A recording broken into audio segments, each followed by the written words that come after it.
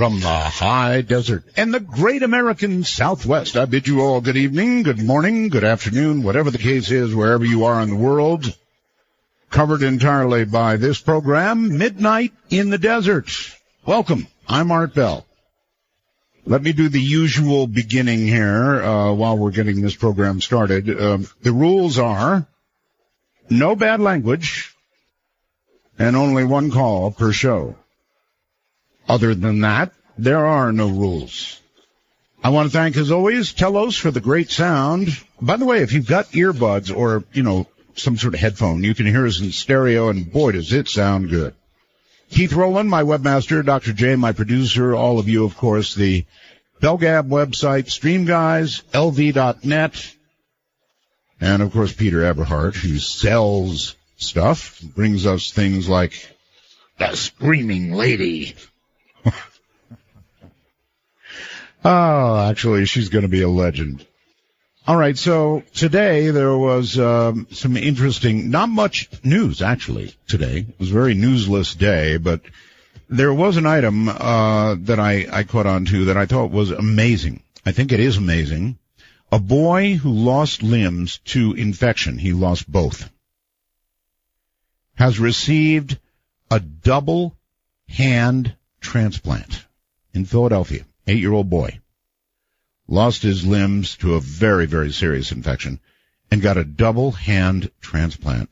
Where are we going with medical science? Pretty soon, just about everything is going to be replaceable, isn't it?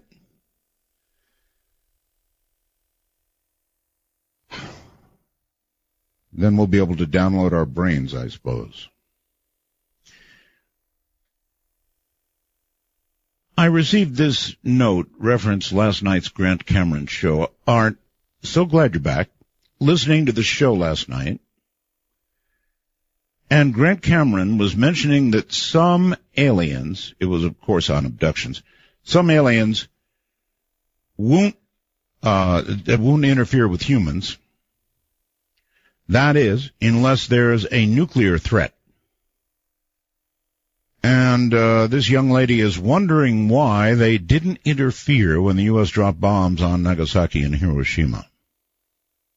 That's from Dawn in Monterey, California. Pretty good darn question, Dawn. Wish I'd thought of it last night when Cameron was here. You would think that the very first ones would have been absolute duds if they in fact had that power. So coming up tonight, we have, I think, the hottest thing in ufology right now. That's the way I'd bill him, and that's the way others build him to me, Richard Dolan. He's been researching UFOs for 20 years, believes they constitute the greatest mystery of our time. He is the author of several volumes of history and a speculative book about the future, his latest work. In 2014, UFOs for the 21st Century Mind is a fresh treatment of the entire subject of UFOs.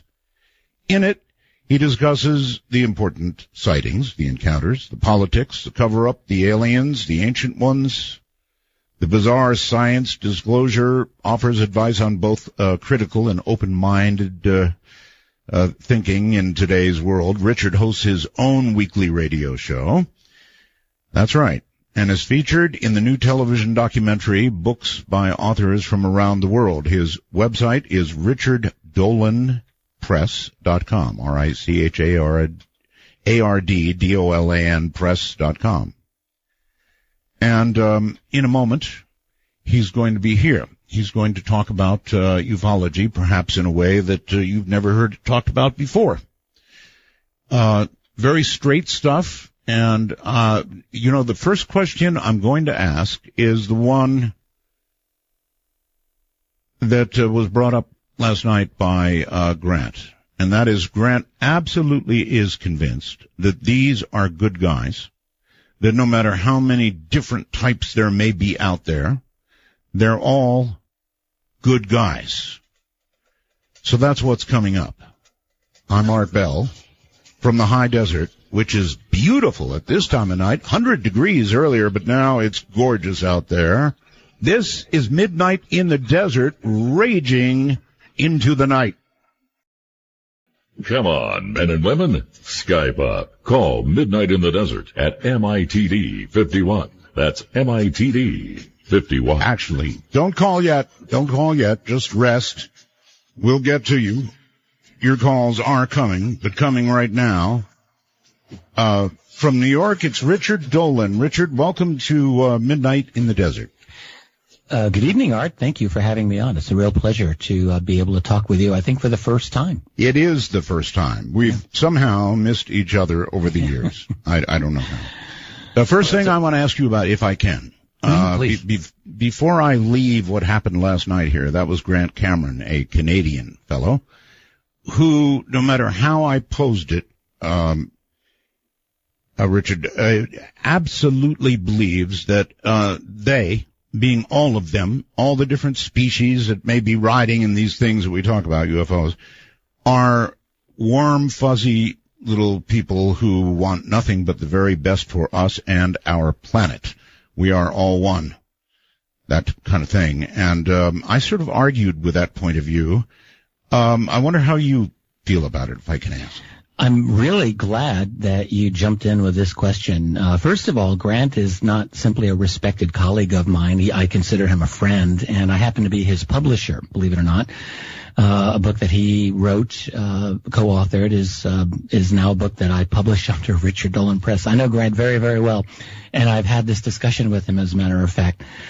I suppose I would say that I respectfully disagree with his fundamental perspective on this. I guess what I would say is that I don't feel that I have enough information one way or the other to know definitively what the motives of these others, as I often will call them. I don't know that they're extraterrestrial alien. I don't know that they're black budget terrestrial. I don't know that they're interdimensional, but I call them other. But I don't feel that really that not only do I not have enough information, but I'm not really sure that I'm able to get the amount of information to know their motives. I think they operate on a very different level than what we do.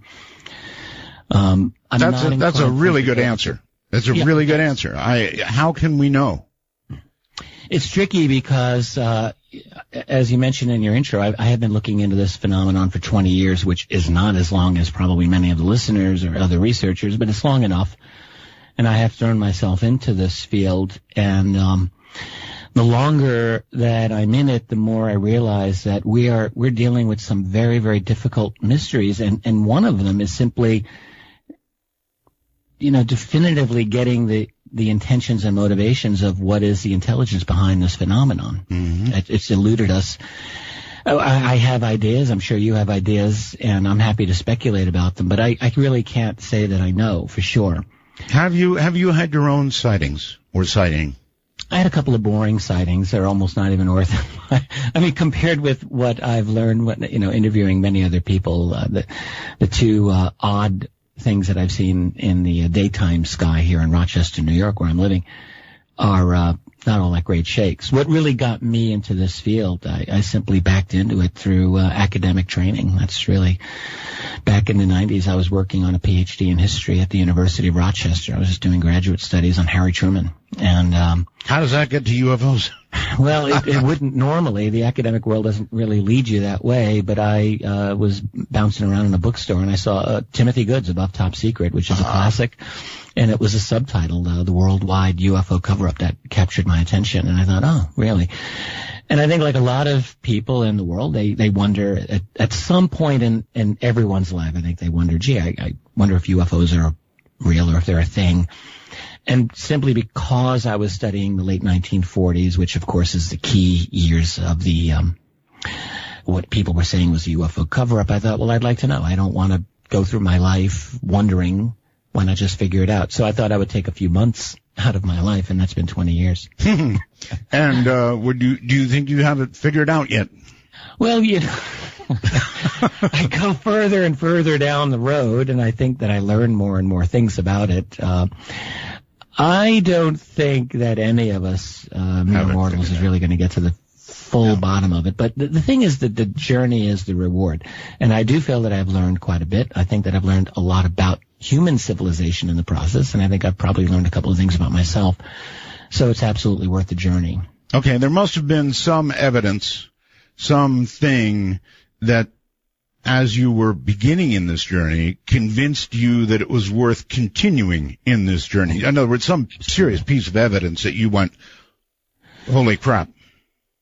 Absolutely. Absolutely. When I went into this early 90s, like 93, 94, and I really just started by asking myself, well, what is the argument that those who believe in a cover-up or those who believe in the UFO reality, what are they basing their argument on? Is it the logical thing to look into?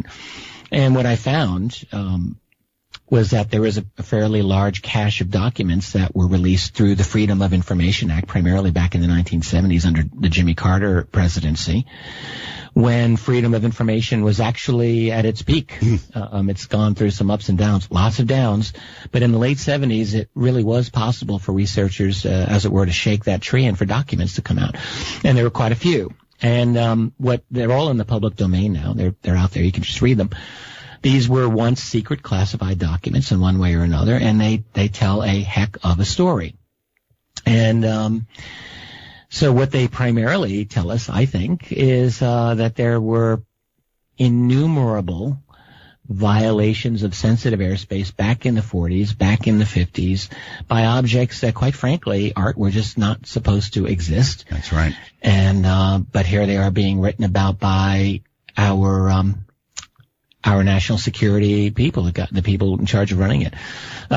So there were a couple of documents. One is several of them are famous among researchers. One is the so-called Twining Memo of 1947, and in that, 3-star general, he later became a 4-star general and chief of staff of the Air Force, Nathan Twining, wrote a letter in response to another general about these so-called flying discs that people were seeing all summer of 1947. And essentially the general, Charles Shulgin, wanted to know, basically, is this a thing? Do I have to deal with this? Is this something I have to be concerned about?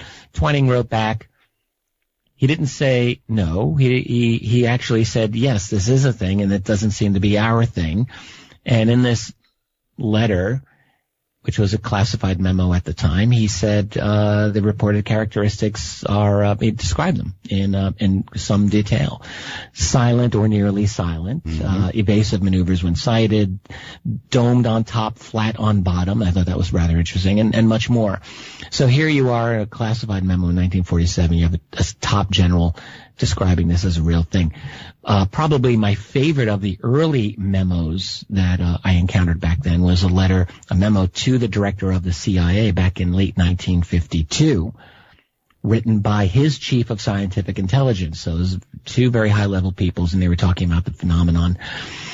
And there's one paragraph in the letter that I think is like every American and world citizen should know. And he's writing to his boss, and he says, at this time, the reports of incidents convince us that there is something going on which must have immediate attention. Sightings of unexplained objects at great altitudes and traveling at high speeds in the vicinity of major U.S. defense installations are of such nature that they are not attributable to natural phenomena or known types of aerial vehicles.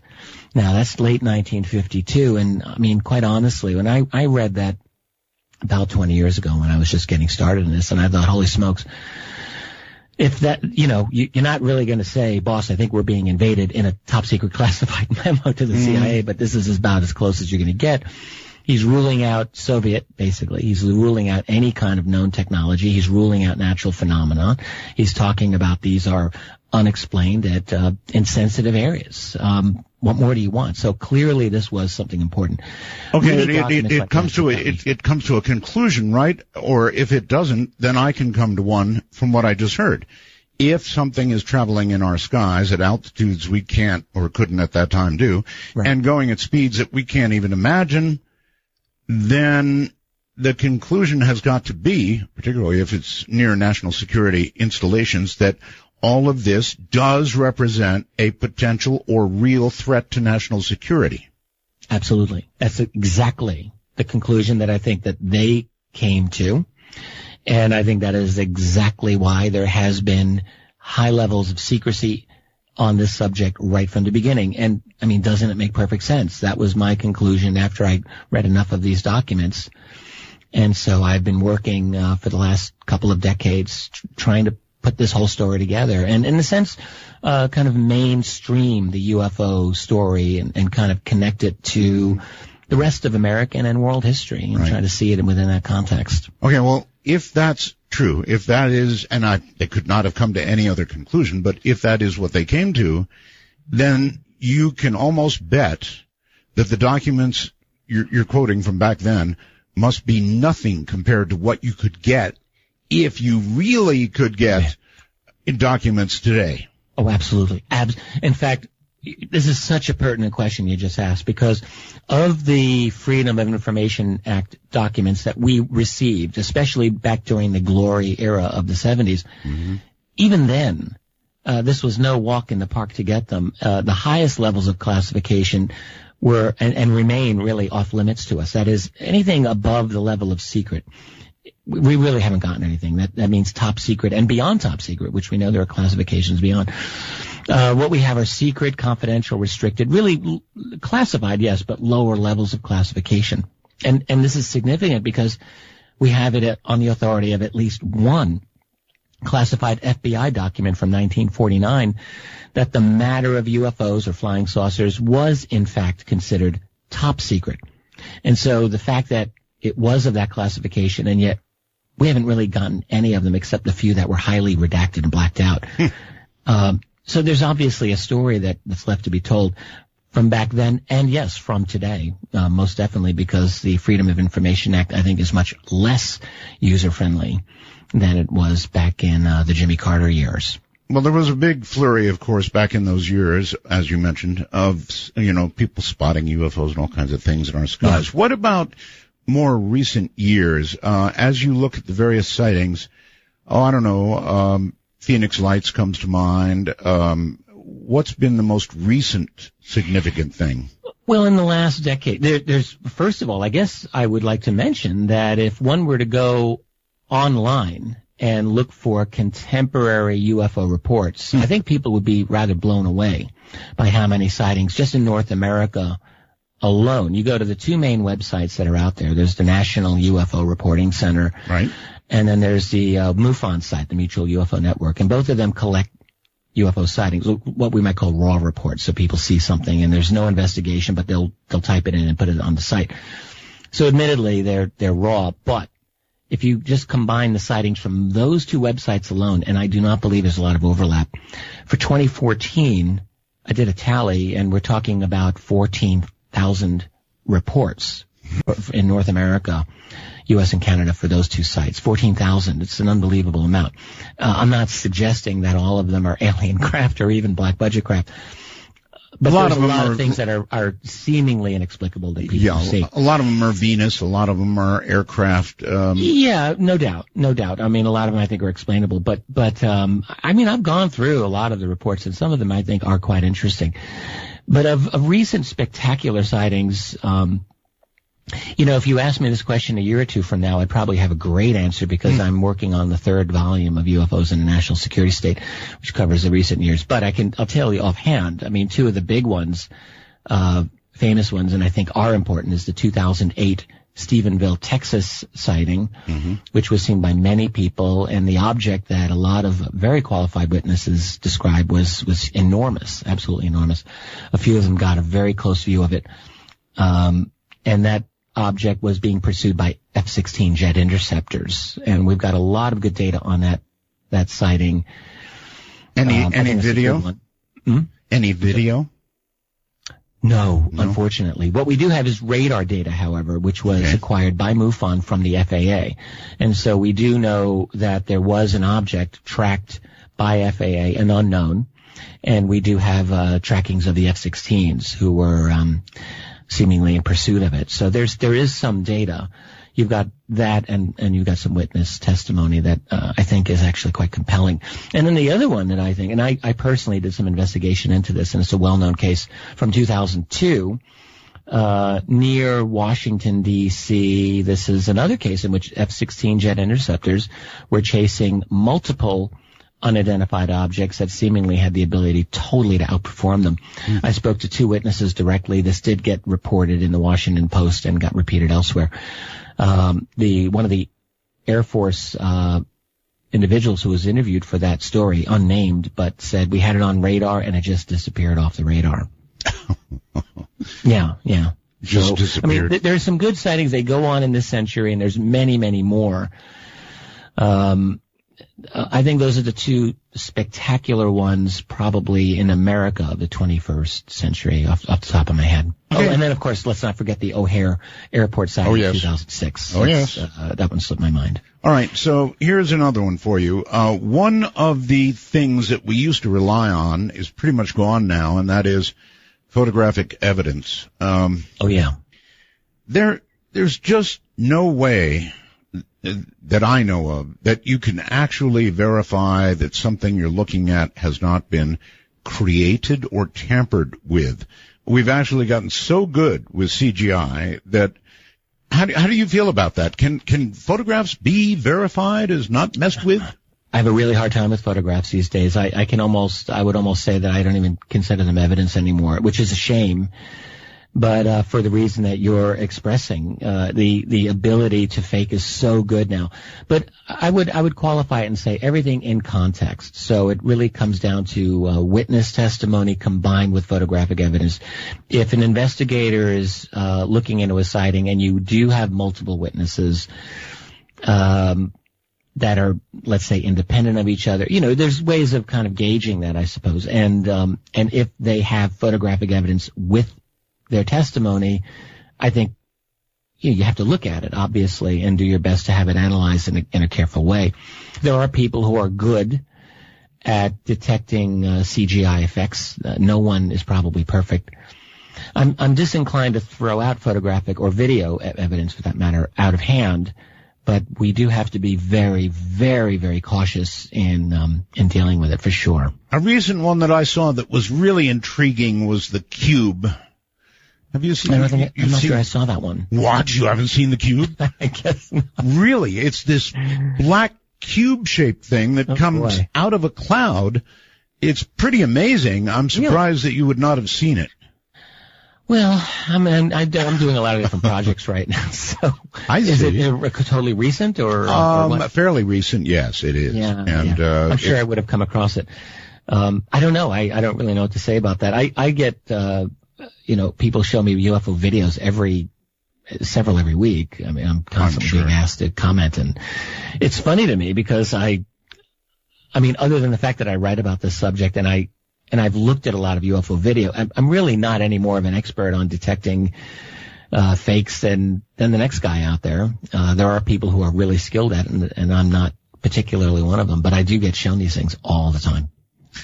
Well, I recently saw an earthquake movie that then the CGI was so good in it that as they showed California being destroyed, you couldn't tell it from the real thing for the most part. I mean, it was that good. So, we're sort of doomed in the photographic area, I guess.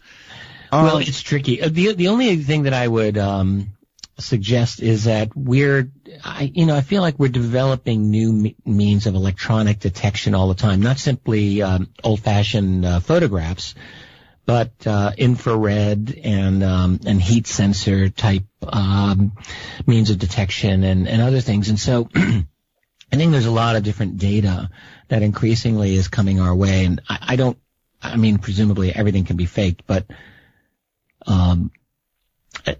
it's possible that there are new means of detection coming along all the time, or that we use that. Well, when radar tracks something doing 25 or 30,000 miles an hour through our atmosphere, and there have been those detections, that's incredibly fast. Nothing even close to what we can do, unless it's a rocket. I mean, these things are traversing the atmosphere and making turns that would, turn us into jelly, that sort of thing. We do have that, and it seems real. And then, of course, we have the military, as you pointed out earlier, chasing these things as well they should. Well, right. I mean, think about the situation back in the 1940s. World War II had just ended, the most titanic military struggle in the history of the human race that just ended. You've got millions of people around the world homeless, millions more on the brink of starvation. And now here's the United States with this phenomenon of unknown things, whatever they are, making their appearance. And the question would be, do you really tell the public about this before you yourself even have a handle on it? And of course, you're going to take it seriously, and have your military look into it. And you're not going to just advertise this to the public until you have at least an idea of what the heck you're dealing with. Well, do you tell the public is a really, really big question. And I have thought about this for years, and I used to say, I think that the answer is probably not. In other words, if they know that we're being visited regularly by some creatures from somewhere, and they really know this for sure, the implications of telling the public, well, Brookings, I felt, might have had it right. I'll tell you what, hold on. We're at a break point. You can actually relax for a few moments. We've got our newscast on. Stay right where you are. We'll be right back to Richard Dolan. I'm Art Bell. In that darkest time between dusk and dawn, from the high desert, it's Art Bell's Midnight in the Desert. Now, here's Art. That's a very popular song associated with my program. And you know who I think did that besides me? I think it was Phil Henry. Every time he did a parody of me, there were many, he used this song. So that's how identified it is. My guest is Richard Dolan, and he's sort of at the top of the UFO community right now in the United States, if not worldwide, and thought of very, very well, does a great deal of talks, and probably is paid very, very well for them, and for a good reason. He's a good talker.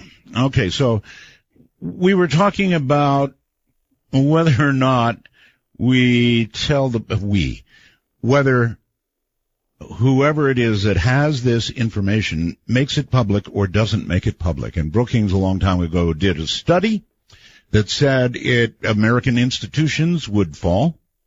Religious people would get very upset if we knew they were here. And then there's also one other school of thought that I'll throw in, and you can pick from, and that is that our own U.S. military is pretty darn good, best in the world, I guess. And frankly, if the U.S. military can't catch these things, can't bring them down, can't affect them, then, well, that's not something you'd want to tell the American people. Something flying over our sensitive military installations, and we don't seem to be able to do anything about it. That's not something you'd probably make public. So how do you come down on all this? Yeah, well, first of all, I guess I just want to jump in and say that as far as getting paid well for conferences and the like, that would be great if that were the case. But that circuit doesn't. If someone goes into the UFO field for the money, then they're under a really big misapprehension about how much money is there. Although I enjoy what I do, I feel like a very lucky guy that I get to research this and spend my life looking into these questions and meeting amazing people. Well, they ought to be paying you very well. Leave it at that. Say that? I said that? They ought to be paying you very well, and whoever nice. Offers him a chance to talk next. No. Yes, whoever. Regarding your question about what to do regarding secrecy and telling the public, this is an important issue for me. I guess philosophically in my work, I write about it a lot. It's something that always comes up. And whereas it's very easy, to see the motivation that the military would have, the national security community would have in wanting to keep this secret, obviously they have their reasons. But I would maintain that their reasons are not the sum total of the reasons we have to be considering. Because I think what's happened is that the secrecy relating to UFOs has had a very negative effect on our society, a very negative effect on our civilization. I think it's had a kind of a dissolving effect on the kind of Republican institutions that those of us who believe in such things grew up being taught, this was our society, and I think that they really don't exist anymore. And the UFO secret is one, not the only reason, but one of the reasons why basically what we have, I think, is a corpse of a republic. Wow. So I would say that the real fundamental issue is we've got secrecy now going on, not just for the first 5 years during the Truman administration, but it's gone on for an entire human lifetime, 70 years basically. And I really think we need to ask as a society, is this really what we want? I mean, in other words, being spoon-fed lies for the rest of our life, which requires, by the way, total control over the mainstream establishment media, total control over the key academic institutions that are involved here because they have to be kept in line, total control over the political institutions globally, in order to maintain secrecy on this fiction that there are no other beings being with us when all the evidence shows that they are. So I think what it does is it just does bad things to a society and civilization and human psychology when you have to live a kind of fake reality, which I think is what's happened. So no, I actually come down on the side that, look, no matter how bad the situation may be, and I don't have all of the facts at my disposal, but I will retain a faith in the value of truth. I will always do that. And I retain a faith in the value of democratic rule. I'm never going to give up on that. So I think that, if I'm going to live in this world as a human being and as a citizen of the world and a member of the human race, then I'm going to live in it as someone who believes in the value of truth over all things and in the value of human dignity. So I don't want to be treated like a child. We have this out in the open and how do we get to it? How do we get to it, Richard? Well, that's the question.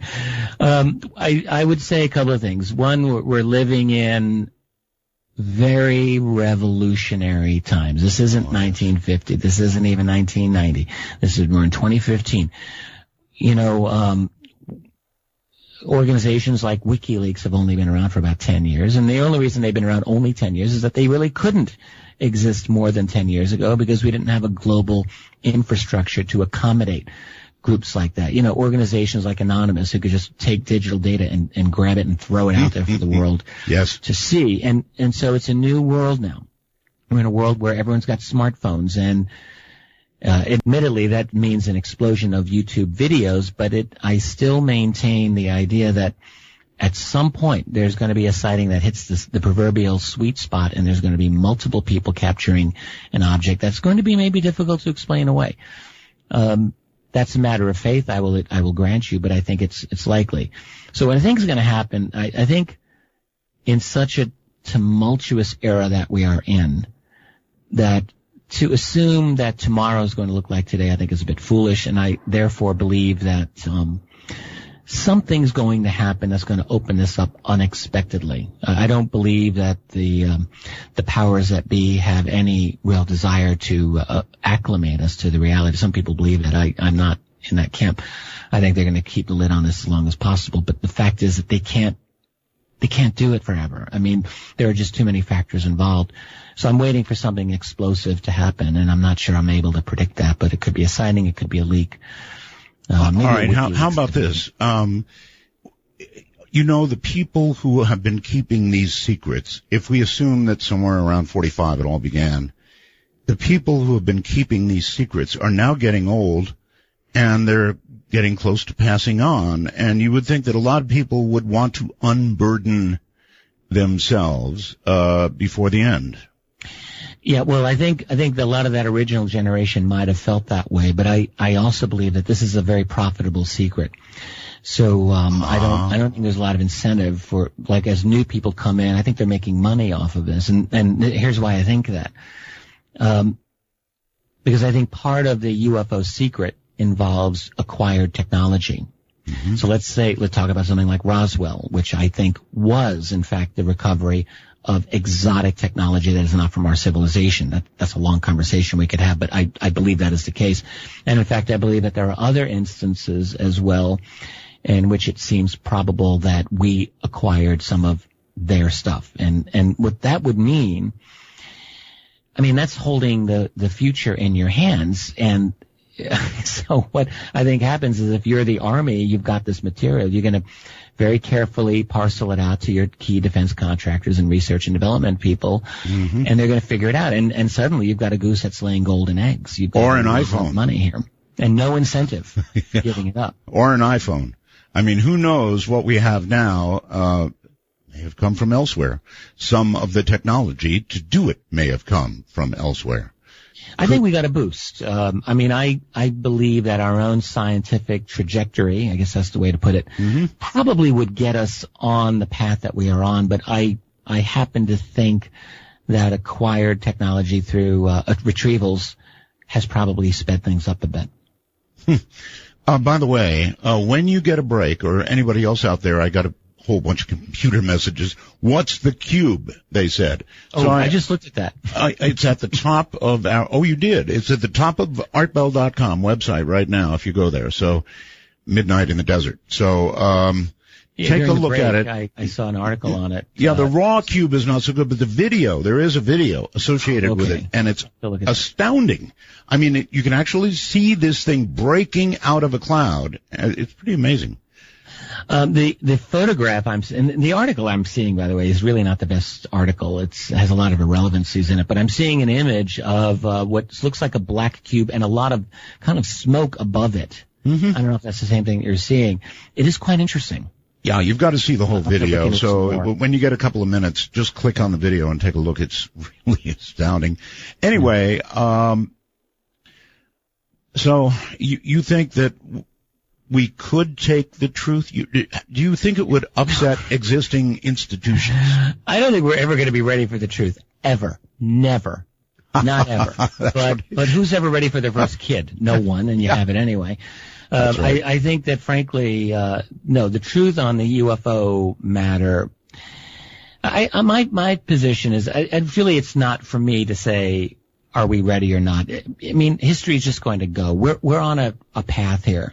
It's going to happen. I don't think there's anyone that's really going to be able to stop this. We are moving along, and this truth is going to come out. And when it does, I believe, it's going to be very messy, and it's going to be highly disruptive. In fact, it's going to be revolutionary in every conceivable way. I know there'll probably be a lot of people angry at me and maybe angry at you for being the kinds of people to talk about this and maybe helping to speed up the process, for all I know. But it's going to be irrelevant. It's going to happen. I do think when it does, and I co-authored a book on this exact question. It doesn't even make me an expert, but it does mean I've thought about it. I think that it's going to be a political nightmare for the powers that be, because I think people will not only want to know, first of all, are we safe? Who are these other beings? Are they here to help us or to eat us? But then there's going to be a political blowback against the very institutions, and people are going to realize that they've been lied to fundamentally for generations. And I'm sure, I mean, there are some people who are just willing to roll over and take it, but I think a lot of people will be very unhappy, and I think some heads will roll politically. How far that will go is the real question. You know, will we have remember Occupy Wall Street? Will we have Occupy Area 51 or Occupy Wright-Patterson Air Force Base or whatever? I don't know. But I think that there's potential for a lot of anger. And I think that's an opportunity, frankly, for us to hopefully remake this society of ours into something approximating a free republic. I don't think we have it now. I think it's been dead for a while. I think we have a kind of oligarchy, and again, the UFO secret's been part of the impetus to create that oligarchy. So it just might be that disclosure, that's the word a lot of people use, could be ultimately a good thing. It will be upsetting. I think it will be, it'll turn a lot of things upside down. I met with a lady. I went to the bank the other day, and bank teller asked what I did for a living. I said, well, I write books on UFOs. So I just come out. I don't care. And she had this look of a real horror on her face. She actually looked very scared. She said, I don't want to talk about that. That frightens me. And I think that there's a lot of people like that. But the fact is, they'll have to deal with it. You can spend the rest of your life pulling your hair out of your head, running around in circles, or at some point you're going to have to catch your breath and say, all right, this is real. What next? Well, I think you were right about the current state of things, and this is only a little bit political. Donald Trump is just doing amazing things. Love him, hate him, whatever, however you feel about him, it doesn't matter. He's saying all these wild things, and he's going up and up and up. No matter how wild and how bad, he keeps going up. And I think that translates to we're ready to burn it all down, kind of. Yeah, well, I think, and also whatever one feels about Trump, I think the reason people gravitate to him right now is simply because they know every politician out there really is just a professional liar. That's what I mean by burn it all down. Yeah, and Trump is saying things that are very politically incorrect, as it were. And a lot of people, I think, they sense that, there's a guy, whether he's being truthful in his motivations or not is another thing, but he certainly sounds different than the other guys. Yeah, I think it just shows that the public is fed up. Just, every year they say, take America back, all this sort of stuff. But this time, I think what Trump is doing represents a revolution in thinking in America by Americans. We'll see. We'll see. Well, I was waiting for people to latch on to Ron Paul, which in fact they did, and he just got no media love, but hey, that's just me. Right. I loved him too. I interviewed him. He's a very nice guy. Yeah. All right, so where to go now? Somebody asks on the computer for you to please address the whole controversy around the Roswell slides. You gotta be kidding me. No. Sure. Well, that was a big thing a few months ago, and some people, I guess, are still interested in that. So what happened was, and I played a peripheral role in this, peripheral at best, but I was involved for the great unveiling, as it were, of them in Mexico City a couple of months ago. So for several years, researchers Donald Schmidt and Tom Carey, who wrote a very excellent book on Roswell called Witness to Roswell, I highly recommend it, came across what they thought was evidence. It was presented to them of two old Kodachrome slides that belonged to a deceased individual, actually a deceased couple, from the 1940s that appeared to them to depict an alien body under glass. Right. So Don and Tom had this for a while, and they and they'll be the first to tell you now. They got very excited about this, and they were very gung ho. They believed they had something, and rather than just putting it out there, they went and looked for their own experts and wanted to investigate it before they went any further with it. Which I don't really fault them for that policy. So they spent some money, they looked around, they found people to analyze the slides themselves, the dating of the slides, and on and on and on. And the more they looked into it, the more they thought this is very interesting. They eventually connected with Jaime Maussan of Mexico, and many people know about Jaime. Oh, yes. Jaime put some serious money behind the research and actually got a number of academicians in Mexico to look at the physiology of the body itself. And this is actually what intrigued me for at least a little while. Those physiologists said this is not a human being, this is not a mummy, this is an unusual body, and it doesn't seem to be a human being at all. At that point, shortly before they were going to do a big reveal in Mexico City on May 5th of this year, they asked me if I would participate in it. Yes. And I took about a week to decide, and after a long conversation with Don Schmidt, who is a friend of mine, and I've known Don for years, and I respect him, he believed, and also I spoke at length to another researcher named Tony Bragalia, who some people don't know Tony, but he's an active blog writer and a good guy. I like Tony. So I spoke to both of them, and they both knew about this, and they were both deeply impressed by the slide. And I went down sight unseen, so I didn't see the slide. And admitted they didn't really, I don't know if they didn't trust me or if they didn't want to show me, but I didn't see it until I went to Mexico City. And so I go down there, and what I was impressed by, at least for the day that I was there before the thing was unveiled, with the analysis of the Mexican physiologist and a Canadian physiologist as well, who said this is not a human being. And I thought, well, this isn't proof of anything, and I always maintained it wasn't proof of any alien body. But I did say that seems compelling to me, and if it's going to be debunked, I would think some physiologists need to debunk it. Well, here's what happened. So it gets revealed on May 5th, big auditorium in Mexico City, webcam, and I think 3 or 4 days later, a group of independent researchers looking at it said, we've deciphered the fuzzy placard in front of this thing, which no one was able to read, and it says definitively that this is a 2-year-old child mummy. And I mean, that absolutely settled it. So that's it. That's really the Roswell slide thing. Now, the other aspect of it, I guess I would say, is that this turned into, in my opinion, it turned into like this UFO Armageddon in the minds of some people, which I don't really think it was. It was a mistake.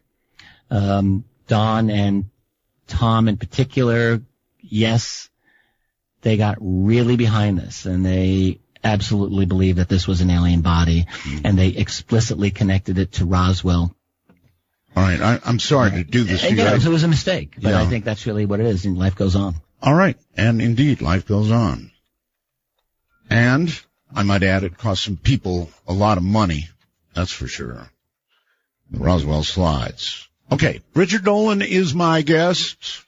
We're talking UFOs, and we'll be right back.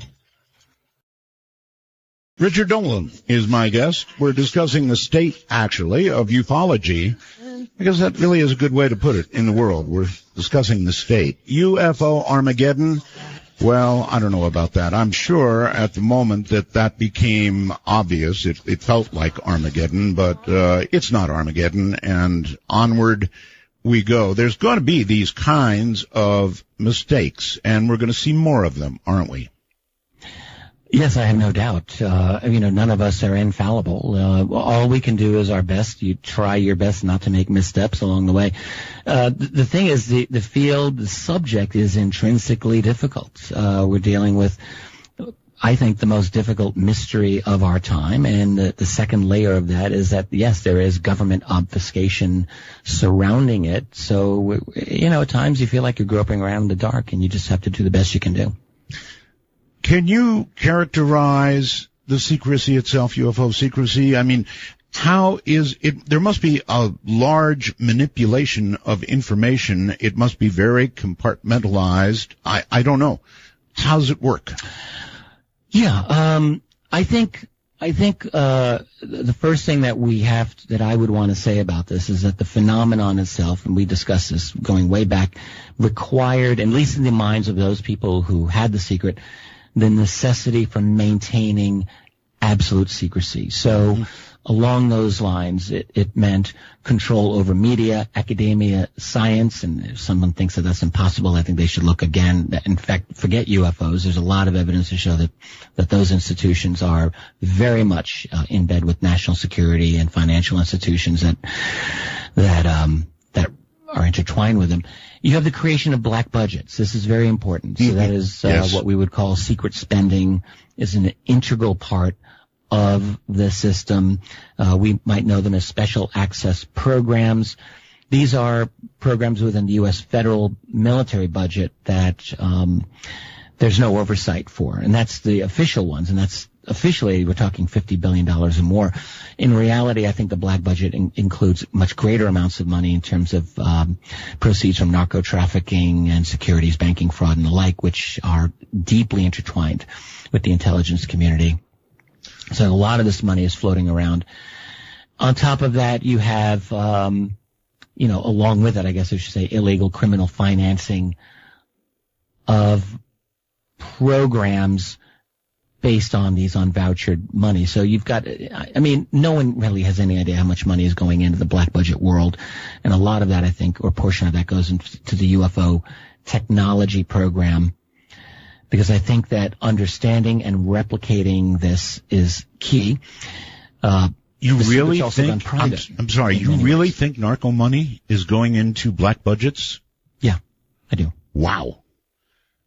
Well, look, narcotics trafficking is, it's probably one of the top 5 industries in the world. Absolutely. And just because it's illegal technically doesn't mean that no one wants it. Everyone wants that money. Everyone wants that money. That's right. And drug trafficking, by the way, has a long history in Western governments. Britain was drug trafficking in opium and forced it on China back in the 1840s. The United States CIA was involved in drug trafficking from the end of the Second World War onward. The Golden Triangle out of Southeast Asia, it's all CIA. Oliver North. You have the cocaine connection in the 1970s and 80s, which we now, that's absolutely, they did a movie, Kill the Messengers, about Gary Webb, all about that. This is, no one is acknowledging it, but that doesn't make it any less true. So yeah, narco trafficking is a big part of the black budget money, I think, that circulates. And then, laundering that creates its own, there's all kinds the laundered money goes into other types of business ventures, I guess I should say, and it gets leveraged into other things. So it's a huge financial win. So that implies it implies the U.S. makes deals which essentially say, look, you've got a lot of money, more money than anybody will ever need. We need money for one of our black budget projects, whatever it may be. You get the money to us. We offer you some level of protection. I mean, that is the kind of deal that has to get made, right? Yeah, I think that's basically about right. I mean, it's a mafia type of a world. Unfortunately, when people watch news groups like CNN, they get the kindergarten version of reality, basically the propaganda version in which we have elected officials who sort of work for us and work for freedom, and none of that is true. I mean, not one aspect of that is true. What is true is that you have the United States acting as the police force for an international financial empire. That's what it does. And because the reality is so upside down from the official CNN version of things, I mean, the CNN is necessary to exist because, I mean, my God, if they were to actually tell the truth on what they're doing, and to be a revolution the next day, they'd be dusting off the guillotines.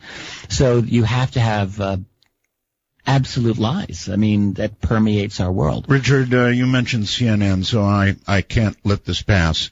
There's a lot of recent discussion on the web about CNN and connections to the CIA by some of their reporters, perhaps even higher up. Well, obviously. I mean, obviously. Back in the 40s and 50s, I don't mean to sound like, obvious, but really it is obvious. The United States ran something known as Operation Mockingbird back in the 40s and 50s and 60s, and they're successors to Mockingbird to this day. And really all that was a CIA coordination with American establishment media, Washington Post and New York Times and the rest. Managing the news, creating spin, all of this. This is all out in the open now. We know about this. Now it's beyond CIA. You got the Pentagon, which has billions of dollars in its budget simply to manage its image, and that includes news control, that includes public relations, that includes social media, that includes the creation of what are known as sock puppets, that is fake persona under the messages and the news articles that you read. I mean, a lot of those are fake Pentagon employees. So it's crazy. And the CNN, think about this. CNN is a part of a private corporation, which is Time Warner. Mm-hmm. And yet I fly a lot. I'm sure you fly. I do. A lot. Every single U.S. airport, I do not think there's an exception. Anytime there's a TV at any gate, and there's thousands, you always see CNN. And the question I would ask is why? Why CNN? Why is it that a private company is able to get such a sweetheart deal in every American airport to be seen? I mean, they have the monopoly of information on every U.S. airport. That is not by accident, and that is, I would argue, explicitly because they act as the propaganda arm of the United States government. I agree with you, but as we discuss all this, frankly, it's kind of depressing. Yeah, you can. I mean, it really is. When you realize, I'm laughing, but yes, I certainly agree with you. When you realize the state of your own government and what you're being fed, it really is ultimately a little depressing. Now, is there a way to punch through all of that? Yeah, I think, and I would love to continue, at some point. I don't want to just keep rolling over our interesting discussion, but there are many more facets of the structure of secrecy that I think are worth discussing. Mm-hmm. But in terms of punching through, the only way that I personally know in my life is to do the work that I do, to do the research that I do, to write in as clear, cogent, and engaging a way as I can, to get people worked up and caring about why the truth matters. I'm here to say truth does matter. And it does matter that we not go through our lives basically sleepwalking through, being spoon-fed, lies mm-hmm. that are designed to keep us placid and content with the kind of illusions that are around us. I think that there's more to our lives than that. There's more to my life than that. So I think the way to punch through is with diligent, careful research and fearless exposition of the truth. You have a very lucid presentation, and I wonder if others in high places have noticed that, and I wonder if you have ever been approached to modify in some way something you're saying. Well, right. So if I were to tell you something, people might think, well, I don't know if I believe him or not, but I have never been approached. I have never been threatened or asked to modulate anything that I've said. Not one time. Not a single time. Now, honestly, when I look at my own public position, I mean, I have readers and I have people who like what I do, but it's not really in the millions. I mean, I still think as a UFO researcher, I'm still a relatively small player, and maybe that's why. I think the so-called powers that be, maybe they think, well, he's just working this fringe market. He's not really, he's not on MSNBC or CNN, so we don't have to worry about him. Maybe that's it. Or maybe there are other ways of disabling people. You know, the revelations of Edward Snowden, for example, talked about how GCHQ, that's Britain's version of the NSA, are expert really in destroying public reputations. This is one of the things that they know how to do very well. So I would think that, and in fact, they tried to do this to Glenn Greenwald, and Greenwald outed them on that. So I think that that's actually, one tactic that groups might use. I mean, there's always a way to compromise an individual. We're all human, and there might be ways of, if hopefully that's not going to be the case with me, but I've never been threatened. I do think that I've been monitored. I went for a couple of years where I was stopped at every airport I flew out of. This is about a decade ago. They would let me fly, but they would make me wait 15 minutes every single time while they ran my name. And they never told me why. All right, well then let me come at it from a different direction. Do you think that we, the collective we that talk about this kind of thing, are useful to them in some way? Yeah, I think that we can be if, well, first of all, there's a long history of intelligence operations where groups are infiltrated by operatives to be guided in a certain direction. I mean, classically, that was called COINTELPRO. The FBI ran that for years. Yes, sir. And this kind of thing continues to go on to this day. And again, these are more of the Snowden revelations, and not just Edward Snowden, but a lot of this other information has come out.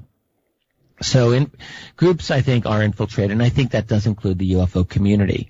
So the question we really want to be asking is, who are the spooks in the UFO field? Because maybe that's where what we should be asking. And there's constant rumors and speculation that people have about various individuals.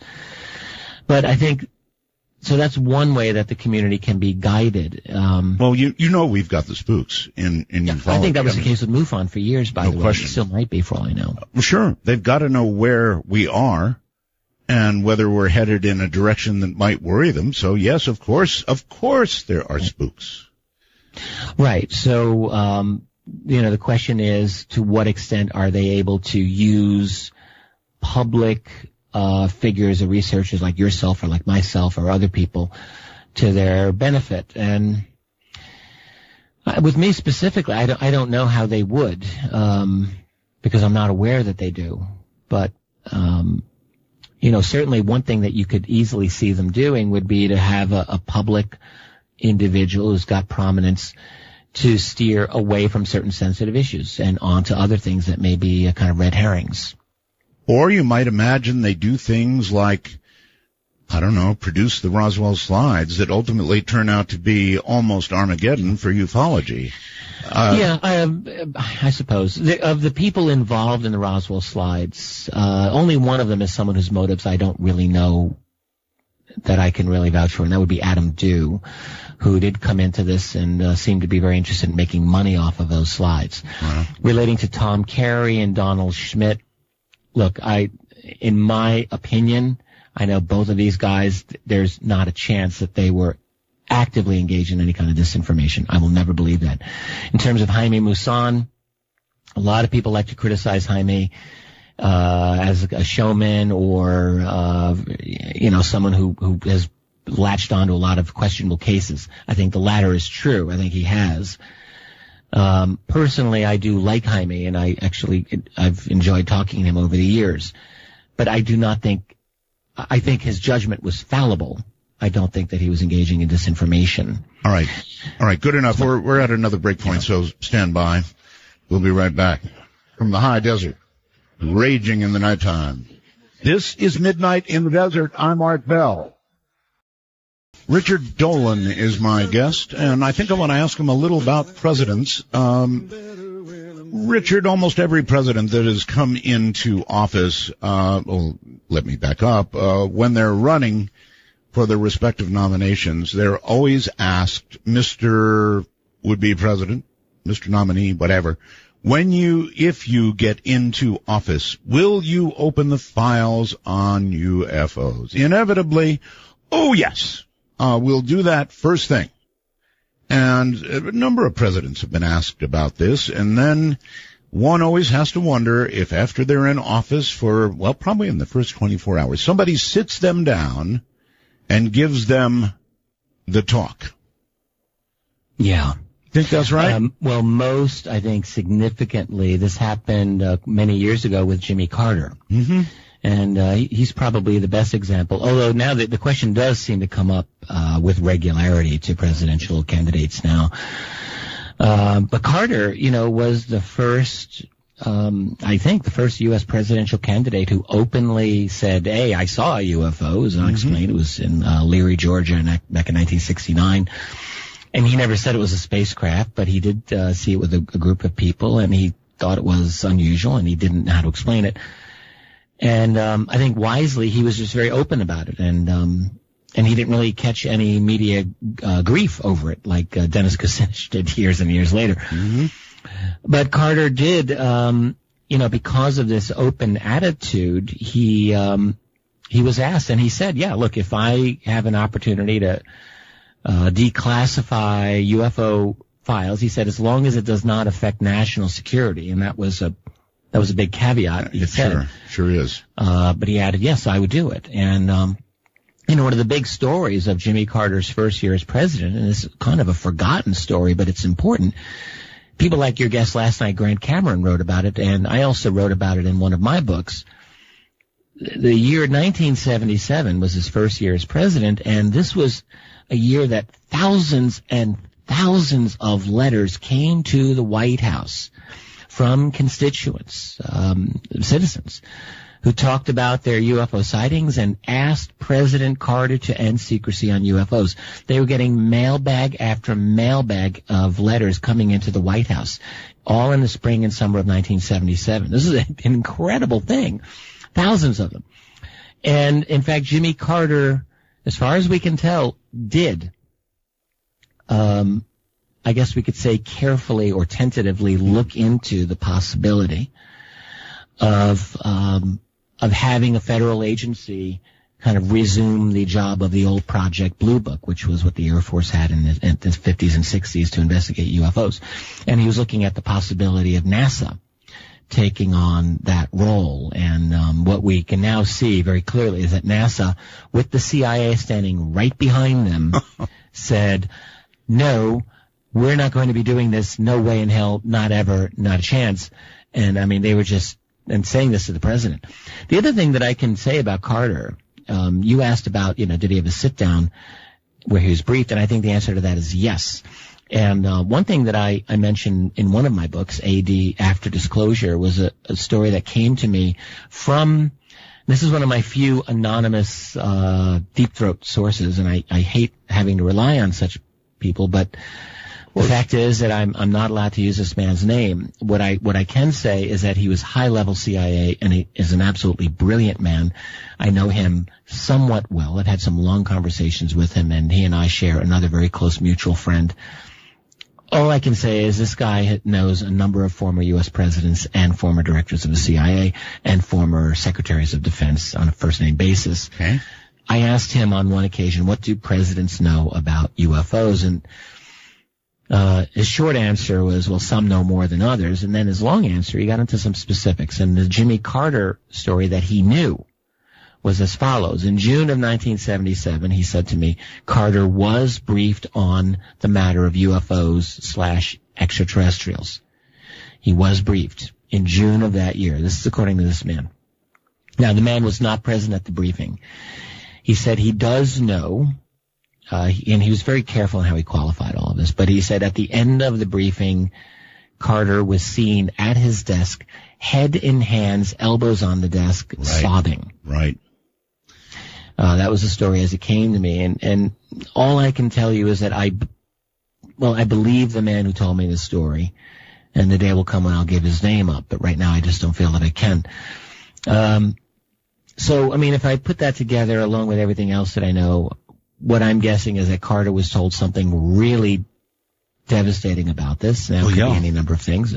Like, A, they're here to put us in their cookbook, or here they're here and you're never going to be able to control them, or we've got an extra governmental agency controlling, and if you talk, we'll kill you and your family. Who knows what they said to him? You've really got to think about it, though, to get a man like Carter sobbing, head in hands. It's got to be really bad. Whatever. I mean, Jimmy Carter was and is an extremely intelligent man. He is, yes. Highly, highly intelligent, and I don't think that he would crack that easily. Something got to him. So, but what we do know on the official record is that by September of 1977, he'd basically given up the game. He met with a fellow named Eric Gary, who at the time was prime minister of the little nation of Grenada, which was a country that America invaded under the Reagan years. In the late 70s, Gary was the prime minister, and he was a UFO witness himself, and he had this, he was the gung-ho guy at the time who wanted the United Nations to officially recognize UFOs and have a study group. And Gary was getting attention. So Carter met with him in September of 1977. We know this, and we don't know everything that was said. But after that, basically, the U.S. policy on the Grenada Initiative was essentially to kill it. U.S. and Britain subverted it, so that never went anywhere. So I think what happened is that Carter got himself into a position where he probably didn't realize just how deep into it he had stepped. And I think was briefed in the middle of the year and realized, oh man, I cannot go forward with this. Can you even imagine, if you were given that briefing, what could be bad enough to cause you to begin to shed tears? I can imagine. I have a couple of these stories, actually, not simply of presidents, but of undersecretaries and other individuals who talked, and the stories became known to me. But what would be said is, and another one came to Ben Rich, by the way, who was the head of Lockheed Skunk Works, from Kelly Johnson, supposedly. This is told to Rich, this is third hand. But Kelly Johnson said the same thing to Rich, which was like, the truth on this is awful, horrible, terrifying. The public can never know. It's that bad. So what could it be? Well, one thing could be that, there are beings here that would probably terrify the hell out of most of us. You mentioned Whitley Strieber a couple of times. I know Whitley fairly well too, and one of the most salient things that Whitley said about these other beings, in my opinion anyway, was just how not up to speed we are in dealing with them. He said, like, when you're dealing mind to mind with these beings, it's almost like your soul is stripped naked, like you're just not able to connect. I mean, you're like a cowering dog in front of a frightening human being. So his opinion is that we just don't have the capacity to deal with these other beings. And what if that's true? How could we, as a species, as a civilization, relate to them when their very presence kind of disrupts our field, as it were, or disrupts our mind? I actually had way we can deal with I actually had Whitley break into tears during an interview, and poor guy has really taken a lot of ribbing because he has told. He did particularly so, Richard, on my show. He came on the brutal truth, and it really was brutal and somewhat embarrassing for him, and he's taken, frankly, a lot of undeserved heat for that. I have so much respect for Whitley. We have been very close friends. And the way he played it, the truth he told, caused me to... I get very angry with the people who do that to him. They should read his work because he's one of the most thoughtful people out there. I mean, aside from anything else he has to say, he's actually one of the deep thinkers in this field that we really need. Yes, sir. I've got a break here. We'll be right back. Richard Dolan is my guest. Midnight in progress. Richard, one question John sends me by computer. I'd be interested in his opinion of a memo from President Kennedy to the CIA suggesting the sharing of information with the Soviet Union about 10 days prior to his assassination. Yes, great. That's a fascinating memo, and I believe the date of that is November 11th, 1963. I don't have it right in front of me, but I'm somewhat familiar with this. Kennedy did, this is a confirmed memo. We learned about this less than 10 years ago, I think maybe 5-6 years ago, is when this came to light.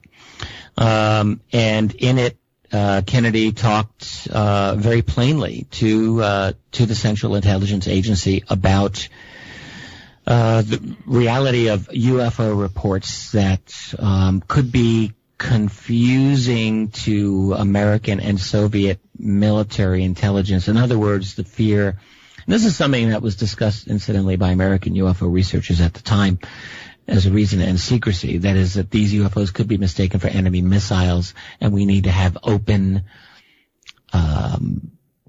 acknowledgement of these so that a UFO doesn't start World War III. Sure. Basically. That's what American ufologists are saying.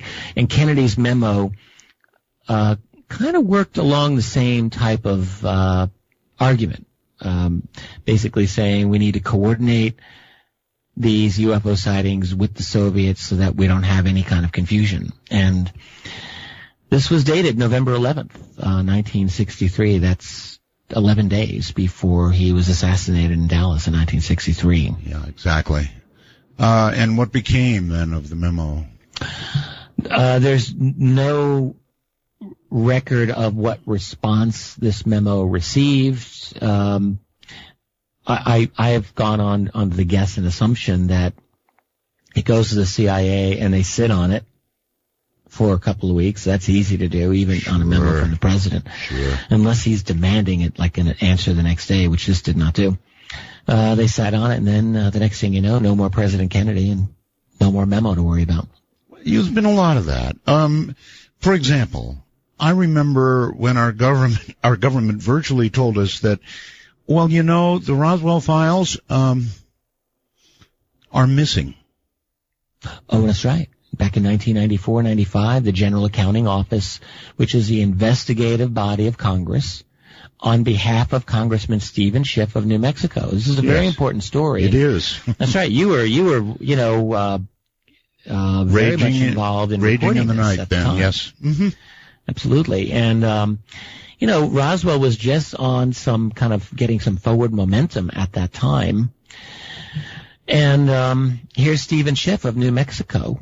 By the way, he was working to some extent with Don Schmitt, who we were talking about earlier, right, on that matter. And Schiff said, look, this is a legitimate issue to look into to see if there's anything that we can learn about it. And he asked for records of the Roswell Army Airfield from 1947, any communications to and from the base, and these should be available through Freedom of Information.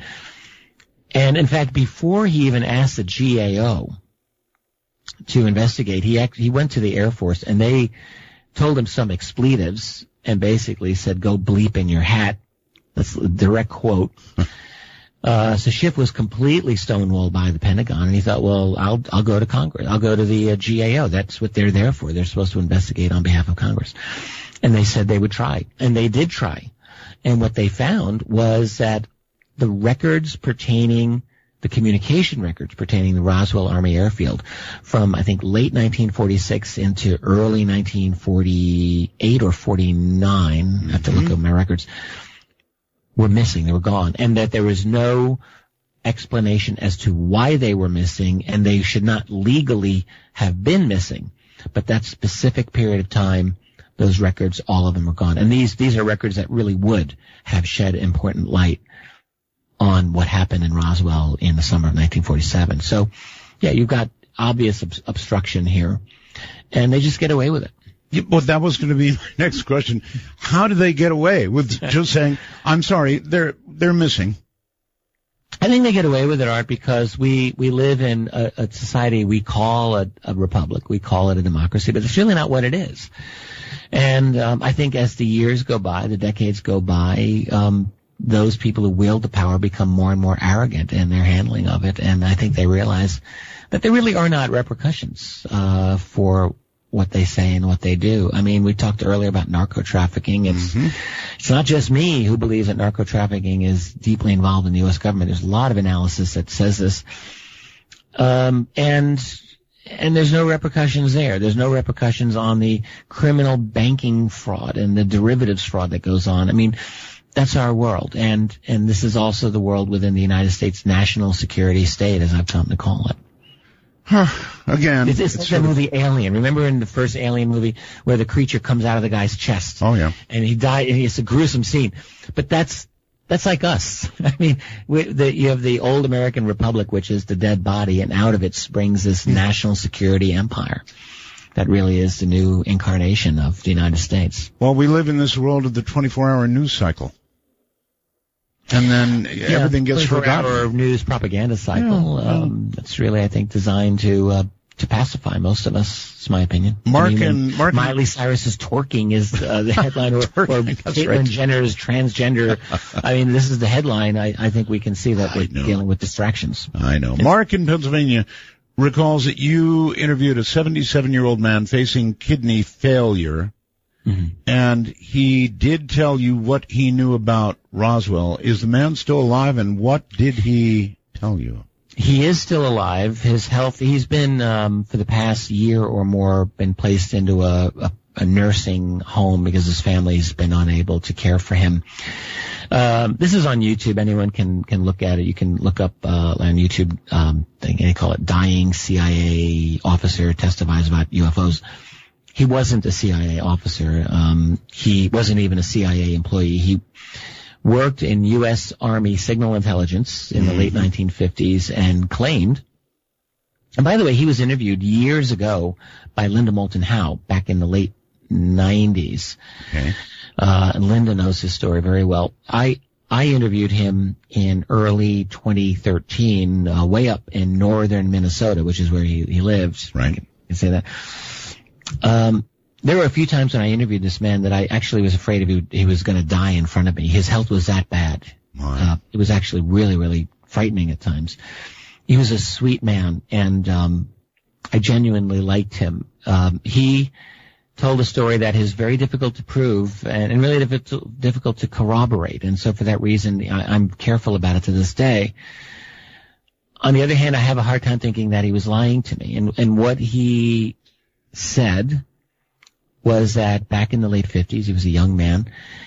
He was assigned to work underneath a man who was a CIA station chief in the U.S., even though CIA was supposed to be only international. That was never solely true, he said, and they had a U.S. component. And his job was to analyze UFO photographs coming in from overseas. That was his initial job. That morphed into him and his boss being sent supposedly by President Eisenhower to go to what we call Area 51, because Eisenhower, according to the story, was frustrated in his attempts to get information about the ET program that was there, got tired of being stonewalled and said, you guys are going to find out. If you do not find out, I will send in the army to invade the area. That's what this man said to me. Can you imagine? What he claimed is that he went in with his boss, and there were two other CIA people with him, accompanied by a local Area 51 officer who gave them a tour. This man said he saw a Roswell craft. Wow. He said he saw, this would be in 1959, a live alien being behind glass that was there, that communicated with him telepathically, briefly. The message, we mean you no harm. That's according to this man. That's gigantic. I'm sorry, Richard. There is a reason that the legal world gives way more weight to dying declarations, or people who even think they're dying. There's a reason for that. People tend not to lie when they're dying. That was my sense of this man. And the other thing that I will add is that I didn't just meet him. I met his son-in-law, who I really liked his son-in-law. His son-in-law was a seminary student, an older man, but he was a seminary student, so he was doing religious studies. These are church-going people, and not that I'm particularly church-going myself, but I respect people who do that, and I think there is something about the personality of these types of individuals. And the son-in-law knew his father-in-law's story inside and out, and had known it for years. And all he was able to say is, "Look, I believe the old man, and I believed him for years." So you've got all of that. It would be nice if we were able to find any kind of further confirmation of, let's say, Eisenhower's plan to invade Area 51. Apparently he was given enough information by them that he decided, I guess I won't do that. Who knows? I mean, this may be forever one of these stories that just clouds the field, and we may not be able to get a confirmation on it. But I will just say that my personal interaction with this man was such that I don't believe he was lying. Could he have been confabulating? The man was on meds. He was on painkillers. He was in serious physical pain. Could it have clouded his judgment? Sure. I mean, I suppose it could have, but I don't think he was lying to me. All right. You're pretty familiar, I'm sure, with what Bob Lazar has had to say about Area 51. Yeah. I'm a believer in Lazar's fundamental story. I guess I'll just state that for the record. Good. So am I. Oh, and okay. It sort of underwrites what you just said, in a way. At least some of it does, that stuff is there. Do you think it's still there, Richard? Probably, Groom Lake, at least, south of Area 51, S4, south of Area 51, I think. Yeah, I think there's an underground facility there. I think that there are many underground facilities, actually, throughout the United States. The technology's been there for years, and I think that there is one there. I got the chance to meet Bob Lazar finally, just less than a year ago in Phoenix at the International UFO Congress, briefly, but it was nice to meet him. George Knapp, friend of mine, introduced us. And Lazar actually gave a much better explication of a lot of what his experience was when he was there back in 1988-89. And yes, I thought he was credible to me. I think most people who listened to him thought he was credible as well. For many years, Stanton Friedman, who I consider a friend and a colleague, has always been a little unhappy with me. I think very unhappy with me because I do credit Lazar's story, but what can I say? I do. I dreaded researching it for my second volume of UFOs in a national security state. There's so many minefields in the UFO subject, and Lazar's story is certainly one. But after I dove into it, I became very acquainted with it. I feel that he is not a liar, and I feel that I think he was telling the truth as he understands it. Well, there's one measure that I use. I've been interviewing for years, forever, it seems like. And I've noticed that people who tend to not tell the truth, the first time you hear their story, it's like, wow. And then the second time you hear their story, there are additional details. Okay, maybe. Third time you hear their story, there are amazing additional details. The thing about Bob Lazar is he always tells the same story. No, exactly. And he's never cared to speculate beyond what he experienced. He's always been very careful. Even if you pull him, he doesn't. You're right. And he's not afraid to say, I don't know. He said that many times. And he's just right. He's never gone. He said that he saw a number of flying discs. He saw what he called the sports model UFO. And he is very, very explicit and very particular about it. Well, my feeling is that stuff is still there. It would be hard to move. It would be dangerous to move. Exactly. I agree completely with that. And it's just over the hill from me. You know where I am, right? I can actually look at a mountain range, and it's right over there. And, we say, well, it's the most well-known secret place in the world, but it really is secret. I mean, it's still impossible to get there, basically. And when you're underground, you can do anything you want, basically. And I think that's what they do. You bet your life. Literally. If you try to get there. So, and this is part of the really important element of the UFO mystery, which is the secret technology program, of which S4 is a part of, and I'm sure there are other facilities that are part of it. And I really think what they're trying to do, among other things, is weaponize this technology. Yes. Whether it's electromagnetic weapons or electrical frequency or high-powered microwaves or propulsion technologies or material science. Even mind control, I think, is one of the kinds of technologies that they're trying to weaponize based on their encounter with the UFO phenomenon. I think all of those are part of it. And to the people who have this technology, I think the stakes are very high because, if you're America running a global empire, you can't let any rivals get into the game like Russia or anyone else. So they want those weapons. That's an awfully good question. I guess we know a little bit about our own country and how we've responded and what we don't talk about and what we do talk about. But what about the rest of the world? The Soviets, for example, China. Do you think they have had encounters that rival the things that have occurred here? I think it's entirely possible. I think the Russians certainly have. I guess I'll just take the opportunity to plug a book I'm about to publish by two authors. One is a Russian he's anglicized named Paul Stonehill, and Philip Mantle, an UK author, and they're doing a book on Russian USOs, unidentified submersible objects, and this is, I think, the first ever study of this, and I'll have it out probably by the fall. But the fact is that the Russians have a long history of spectacular encounters with UFOs, and during the breakup of the Soviet Union, we learned a lot about them. This was the real moment in Russian history where information came out. It was like their version of freedom of information, right. And KGB files became available, and much more. So we know that there were some serious military encounters, and they may have had their own versions of Roswell at places like Dalmagorsk in 1986 and a few others. So, yeah, I think that it's very likely that they have their own knowledge of this program, and they may share or not share to some degree with the United States. That's a question I don't know the answer to. Chinese, probably the same thing. There was a story that came to me by a fellow named Scott Jones. He's still alive. Uh-huh. Retired Navy pilot, and was a former aide to this Rhode Island Senator Claiborne Pell, who is very interested in UFOs for years, kept it very quiet. Scott Jones, on behalf of Pell, one time went to China. This is early 90s. Mm-hmm. This is like before China went through their own major industrial revolution. But one of the reasons he actually went was to get a sense of Chinese UFO research, believe it or not, and he was impressed. He said they had a lot of PhDs, a lot of smart people doing sophisticated work, and he said, you guys are way ahead of anything that I'm aware of in American civilian UFO research.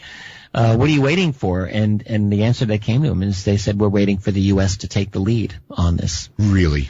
That's what Jones said to me and probably to other people. That's early 90s. Now, who knows what the situation is today? I think Russia and China are wild cards in this.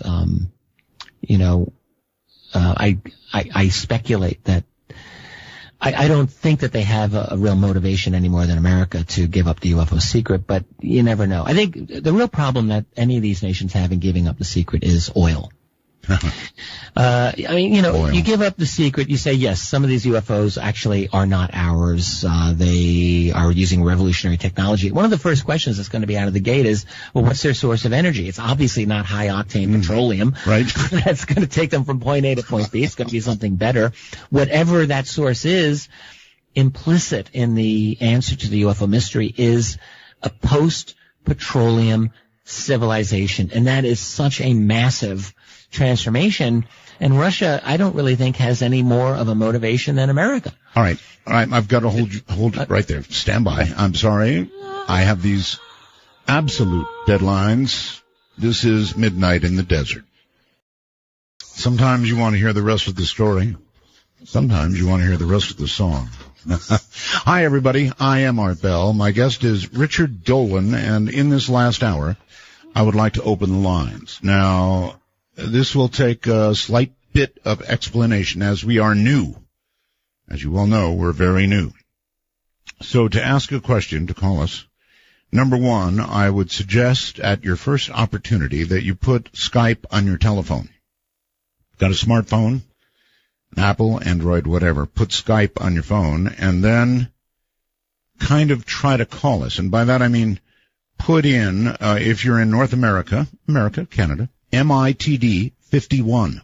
That's the way to get us on Skype, MITD 51. And then it'll be on your list of people you call, and you can punch it up at any time. If you're outside of North America, too simple, you put in MITD 55. MITD 55. Beyond that, we have a public line. So if you have a question for Richard, here is the number. Area code 952-225-5278. Once again, 952-225-5278. Richard, we will go to the phones in a moment. I want to find out, though, if you want to finish a thought or, get another one out before we do. Oh gosh, I don't know. I've really enjoyed my time here with you, Art. We've had a lot of different things that we've been talking about. I guess if I were to finalize any of my thoughts on the subject before we hit the phones, I would just say I think the UFO subject really does constitute the greatest mystery of our time. I've been saying this for a while lately. I really believe it's true, and I say it because I think it has it affects every facet of human civilization that really matters, and our politics, our science, who we are existentially. That is, what are human beings vis-a-vis any other beings that are here looking at us. The nature of space-time reality itself. There's just so many leading edge issues that this subject of UFOs touches upon. And the fact that it gets really no love from the establishment media tells me that there's something very, very significant going on. You've got this very important topic, and it is absolutely verboten to this day to get a serious hearing on the mainstream.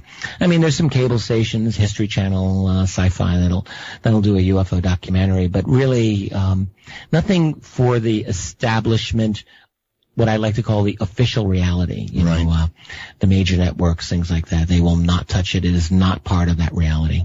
All right. And that's a problem. All right. Let's do it. Baton Rouge, Louisiana, you're on the air. Hello. Hello. Can you hear me? Yes, I hear you.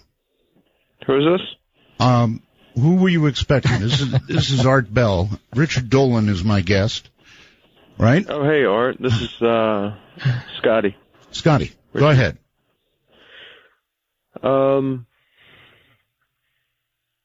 Wow, I'm surprised I actually got on air. I didn't expect it. Well, when you're dialing, you should be prepared to, do something, like ask a question.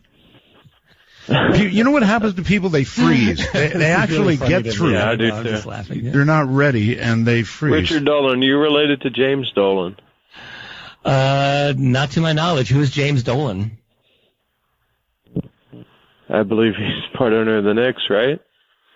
Oh gosh, yeah, I wish that would be nice. There's a Charles Dolan who owns, I think it's Cablevision or something like that on Long Island. No, in fact, my Dolan family, I can tell you, my father, whose name is also Richard T. Dolan, is the only one in his family with that name. It's everyone else that he's related to has a different last name, and my dad grew up not even knowing his father. It was, you were talking about ufology, right? Yes. You're a UFO guy. That's what we've been talking about all night. Yeah. I was gonna. Can I tell you a quick story? You may. I used to be in the Navy. One time I was in the. We're in the Northern Arabian Gulf. We were supporting, during Operation Enduring Freedom. Mm-hmm. And I just saw three lights just streak across the sky. That's just, something I sighted. I can't really explain it.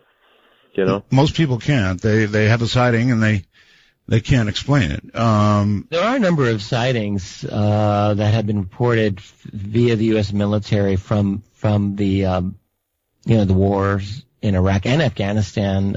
Even on YouTube, you can find a lot of soldiers with recording night vision seeing some really bizarre things. What those could be. I mean, one of the things that researchers have to keep in mind is that classified drone technology is, I think, really getting to be off the charts advanced. Doesn't mean that these sightings aren't interesting, but particularly in a military context, it's almost impossible to tell what you're dealing with these days. It's true. All right, let's try Kurt on Skype. Hello, Kurt. You're on with Richard Dolan. No way. Yes way. Oh my goodness. Oh shoot. Oh. Okay, go ahead. Have you ever read Ezekiel chapter 1? The Bible. Yeah. Are you talking about Ezekiel's sighting, the famous wheel? Yes, the wheels in the sky and colored lights and crazy looking creatures. Actually, that's kind of an interesting direction to go, in a way. Richard, what do you think? The passage that the caller's referring to, I don't have it right in front of me, but I think many people interested in this have read it. I've read it. In Ezekiel, he has a vision of a particular structure coming from the heavens, operated, I think, by four angels or four celestial beings. That's right. One of the interesting things about that, back in the 60s, there was a fellow named William, I think, Blumenthal or Blumenreich or something, who said, well, this is all nonsense. He was an engineer.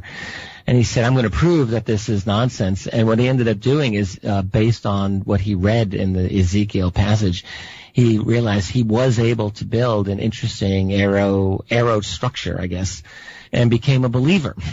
And he wrote a book called, I think, something like Building Ezekiel's Wheel or something like that. I've got it in my library.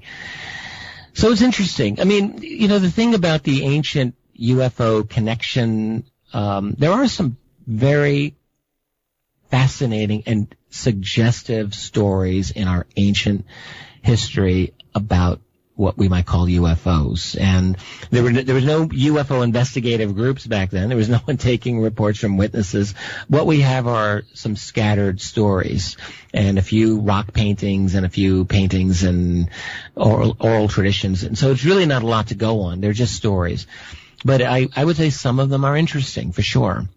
Not just Ezekiel. There's one out of ancient Egypt from the dynasty of Akhenaten. I think it was Hatshepsut, one of the few female pharaohs of the time, or she was in that family. And there was a case of a star-like or a sun-like object appearing for several days and terrifying the Egyptians, and they made offerings to it, and no one really figured this out. There's a Russian case from the 17th century that has been written about by a number of people, including Jacques Vallée, 1663, in which in a remote village, people were terrified to see this object come over their village, leave, then come back. It was a bright, burning kind of thing. It killed the fish, burned people. It seemed to be intelligently controlled, and it was written about, and it was found in the records of a monastery in the year 1800, and it was just this forgotten story. And there's a number of these types of things, and the question is, what are they? The Vatican has been saying interesting things, more sort of progressively more interesting things about the possibility of life elsewhere. I think they're covering their bets, honestly. I think the Vatican, look, they're a 2,000-year-old institution. I do think that they've had some secrets that they've acquired over the years, and maybe they are covering their bets. I do wonder. Mike, you're on the air with Richard Dolan. Hi. Hi, Art. It's a pleasure to talk to you. Thank you. I have my fiancée here, Heidi. We've been listening to you both for 20 years, and it's such a delight. It's we used to listen to that other show with George Snorri, and put us to sleep, but now we're having to stay awake, and it's terrible. But anyway, Michelle. Nevertheless, our question is with regards to Bob Lazar. Yes. And he has a pretty amazing story for what it sounds like. But when we have Stan Freeman, who calls him a fraud, I was wondering what both you, Art, and I know you've interviewed Bob in the past, and Mr. Dolan, what do you think about Bob Lazar and the story and his credibility? Yeah, we actually just covered that, to be honest with you, and I think his story has a very great deal of credibility with me because I have interviewed him a number of times. The story never changes, and so we did just cover that. You must have missed it. Yeah, and I essentially had the same opinion. Okay. I wrote about Bob Lazar at some length in Volume 2 of UFOs in the National Security State, and I really sweated that one out, by the way. Put about 10 pages into Bob Lazar's story, and I think he's not lying. I think he's telling the truth as he understands it. That does not mean that everything he told is exactly scientifically correct. It is entirely possible. We didn't get into this art. I think it's possible that Bob Lazar was intentionally given some information that may not have been true. I do think it's possible he may have been psychologically profiled as someone who might be inclined to talk. This is only my own speculation.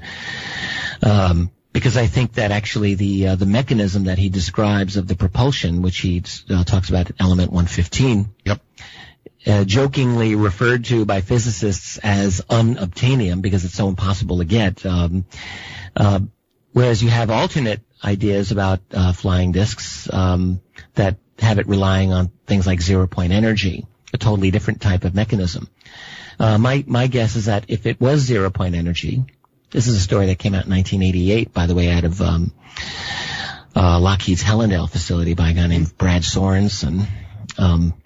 If that's the case, then if you have a guy like Lazar saying, well, it's element 115, any competitor trying to build their own flying saucer would think, oh, man, forget it. How do we get element 115? Let's just give up. Yeah. In other words, Lazar's story could actually be, without him even realizing, a form of disinformation designed against competitors. Right. Well, just a thought. He saw what he saw, heard what he heard. In Ohio, you're on the air. It's midnight. Hi. Yeah, hi, Art. This is Jerry from Ohio. Hi, Jerry. Hi. I got a question for Richard. Okay. Turn off your device, please. It'll confuse you mightily and me a little. Okay. Okay, excellent. Go ahead. Yeah, I was wondering if he's familiar with Sitchin, and I'm kind of curious about us going into Iraq the last time, and the museum there being raided, and I would believe a lot of Sumerian texts missing. How does he feel about how this relates to, the UFO and possibly what's really going on? Mm-hmm. Okay. Yeah, Zecharia Sitchin recently died a couple of years ago. For anyone who doesn't know, was best known as someone who was able to read ancient Sumerian cuneiform texts, which is not, something that everyone can read, and did, I guess, what we can call like a literal interpretation of the stories that he read. He didn't interpret them as myth; he interpreted them as possibly history. And so this had to do with the race that he talked about, known as the Anunnaki, which arrived almost 500,000 years ago, and on and on. I'm of mixed feelings about Sitchin, and in fact, I do think that there had been some very strong critiques of his work. In particular, there is a cylinder seal he talked a lot about, known as VA-243, in which Sitchin said this has a sun-like image with lots of planets, and in fact many more planets than the Sumerians were supposed to have known about, and this was one of his pieces of evidence. It's been alternately interpreted, however, and actually my friend and colleague Michael Heiser's talked a bit about this, and he said the sun image on that seal is actually not the Sumerian symbol for the sun. It was only a star, as are the surrounding circles. I don't think it is what Sitchin interpreted, in other words, at least there's a real good reason. Okay. There are claims that the U.S. went into Iraq for esoteric reasons having to do with these ancient mysteries. I think the U.S. went into Iraq for a lot of reasons. Certainly theft is the biggest one, but theft over some of the ancient things in the Baghdad Museum. Well, that museum was systematically plundered during the first week of the U.S. occupation, and no one stopped it. This was a huge news story at the time. I don't know if people remember this. And the people running the museum were pleading with the world and pleading with the Americans who had like a tank and a detachment like 2 blocks over during the whole raiding of that museum. And no one did a thing. They allowed that museum to be picked clean by people who knew exactly what they were doing. So, in fact, there's a lot of reasons you might steal out of the Baghdad Museum, not simply esoteric secrets, but maybe there's something to it. Okay, a lot of people. James, you're on the air. Art Bell. Yes. The master, you're back on the radio. It's so good to hear your voice again. Thank you. Richard, you are also one of the best. Thank you for everything that you've done. We've tried to learn a lot from you guys. It's just great to be able to talk to you. Thanks very much. Thank you. Hey, I jumped in a little late. I'm not sure if you guys touched on MJ-12, but I just wanted to hear your thoughts on whether you figured that was legitimate or not. Actually, good one. No, we haven't. Yeah, it's a great question. That's another of the minefields, one of the dangerous mines in the UFO field. Sure.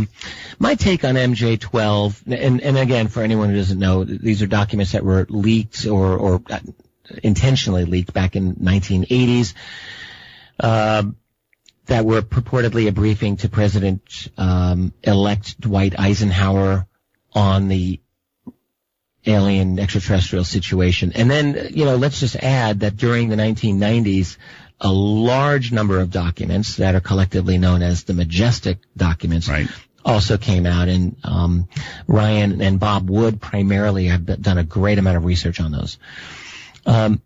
My take on the MJ-12 documents is that they are probably a form of disinformation, but saying that is not the same as saying that they're lies. Disinformation can't work if it's all lies. It has to be credible, it has to be believable. So there's got to be things in there that are legitimate.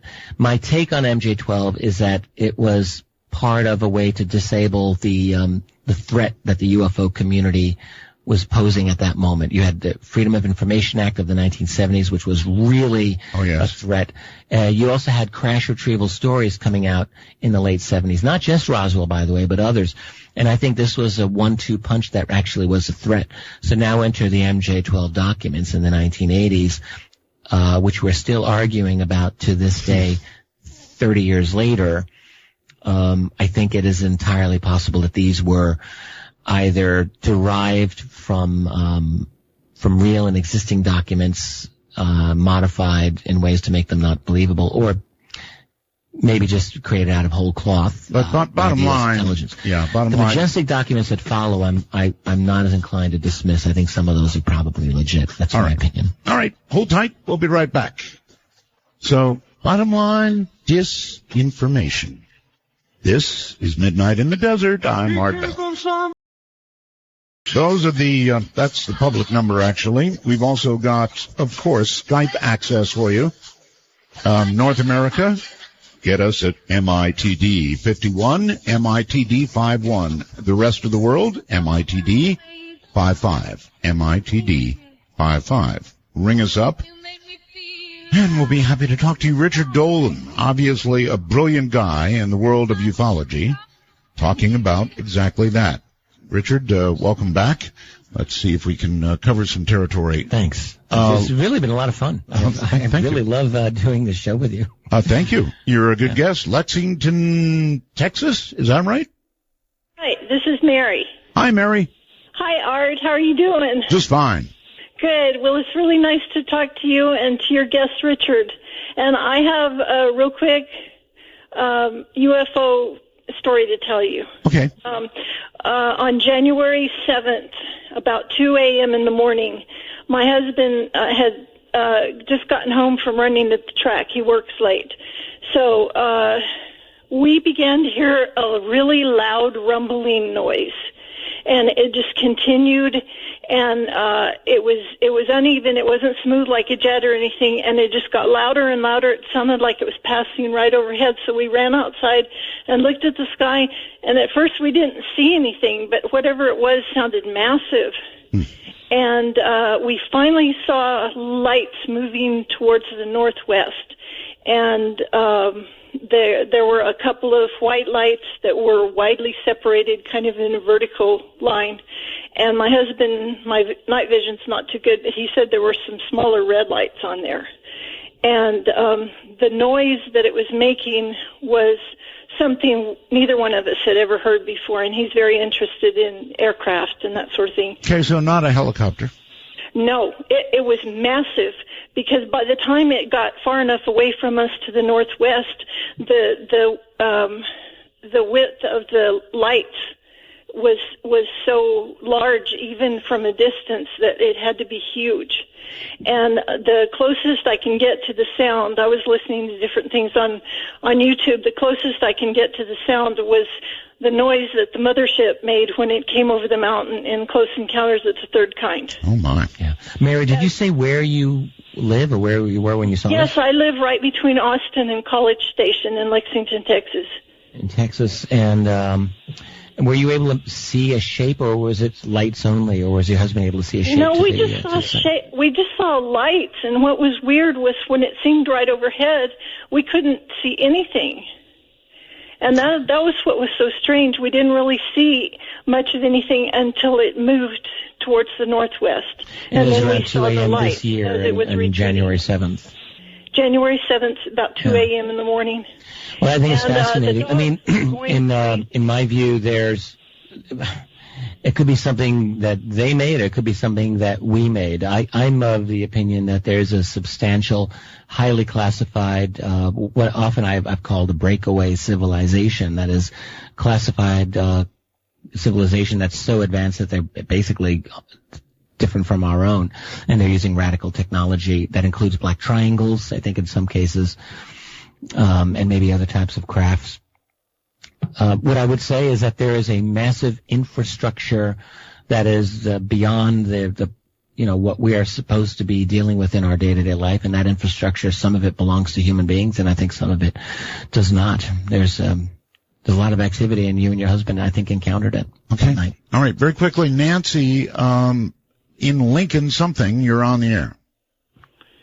Yeah, this is Bill calling from Bellevue, Washington. Oh, it says Nancy, but okay. Okay. I have a question for Richard. Richard, could you comment on the story of President Eisenhower possibly meeting face-to-face with extraterrestrials?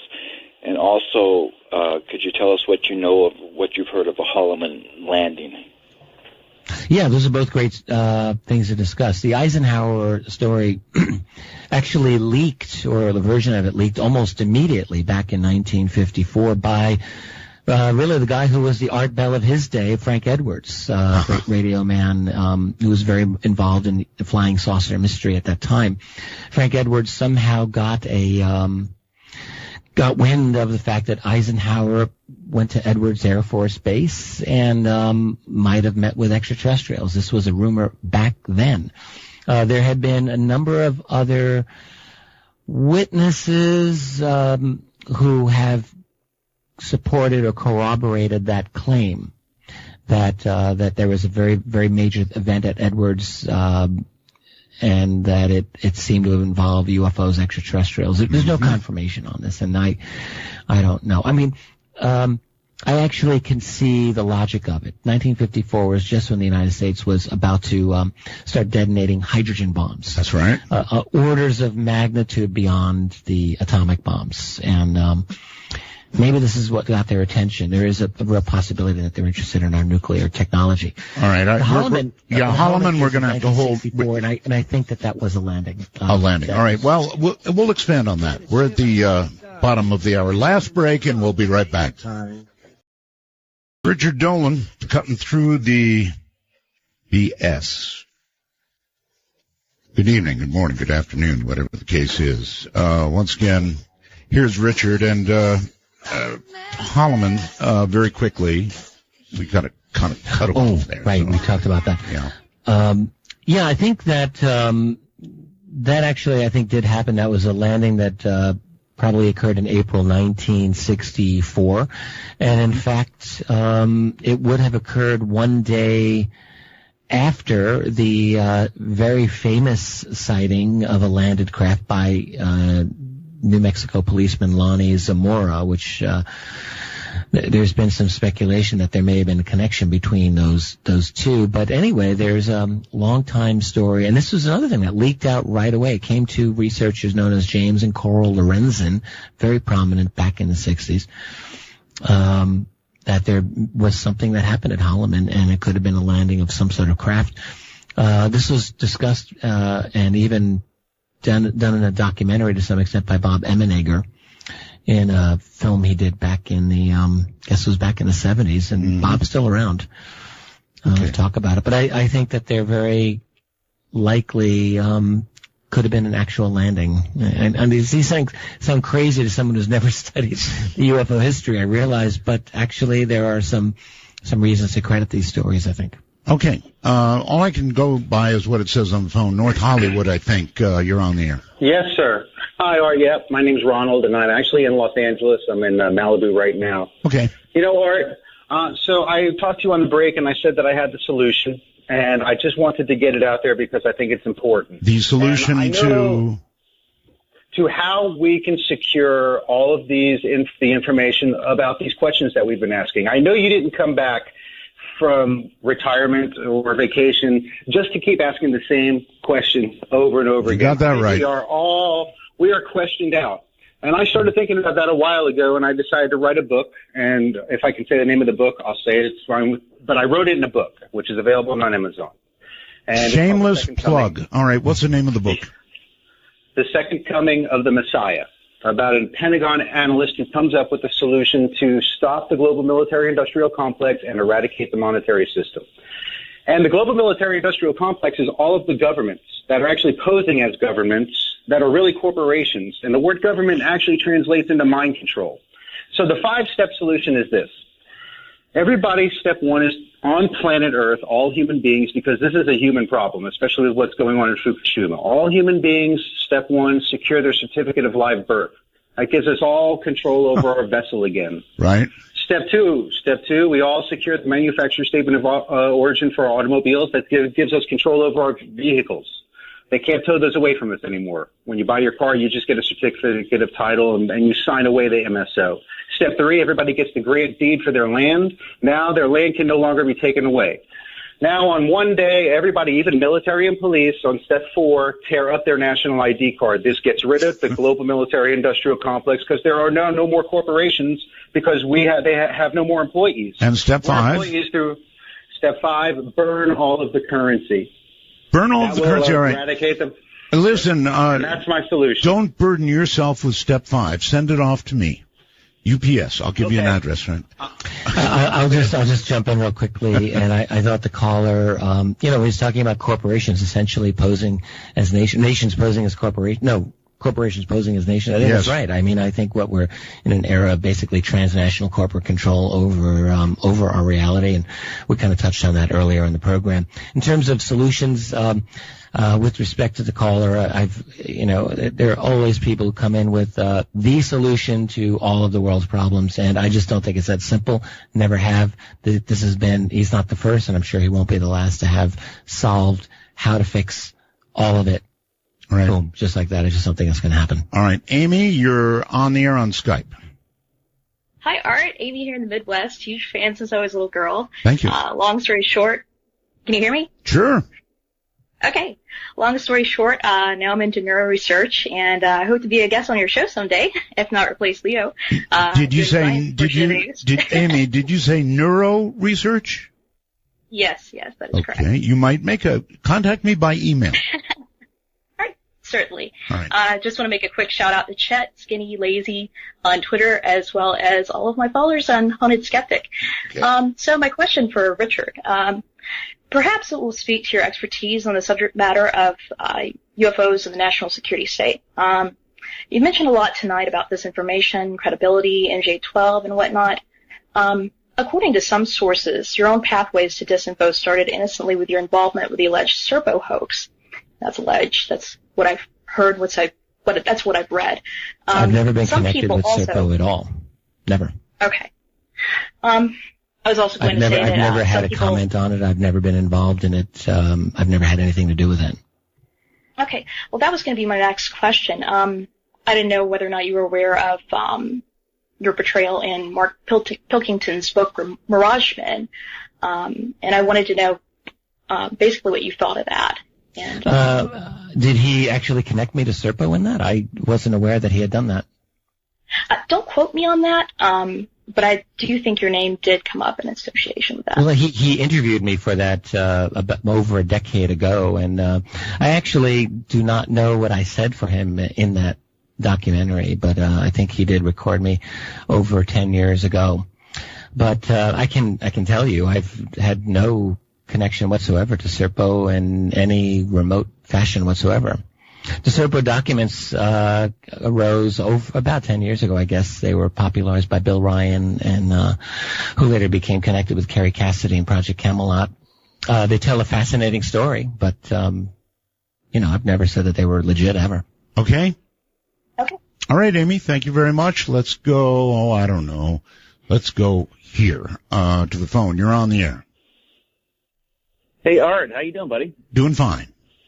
Where are you, out of curiosity? I'm in Orlando. Orlando, Florida. Okay. Yes, sir. It's nice to talk to you. It's a real privilege, Art. Thank you. Thank you. And Mr. Dolan, you there? Yeah, right here. Hey, nice to talk to you. Just wanted to ask you, Richard, a lot of stuff that I see on Facebook and on the internet and stuff, they're talking about some kind of spiritual enlightening that's supposed to be coming towards September. Everybody's pointing to September. Nibiru, I don't know if you're familiar with that. Yeah, he's right about that. Everybody's talking about September.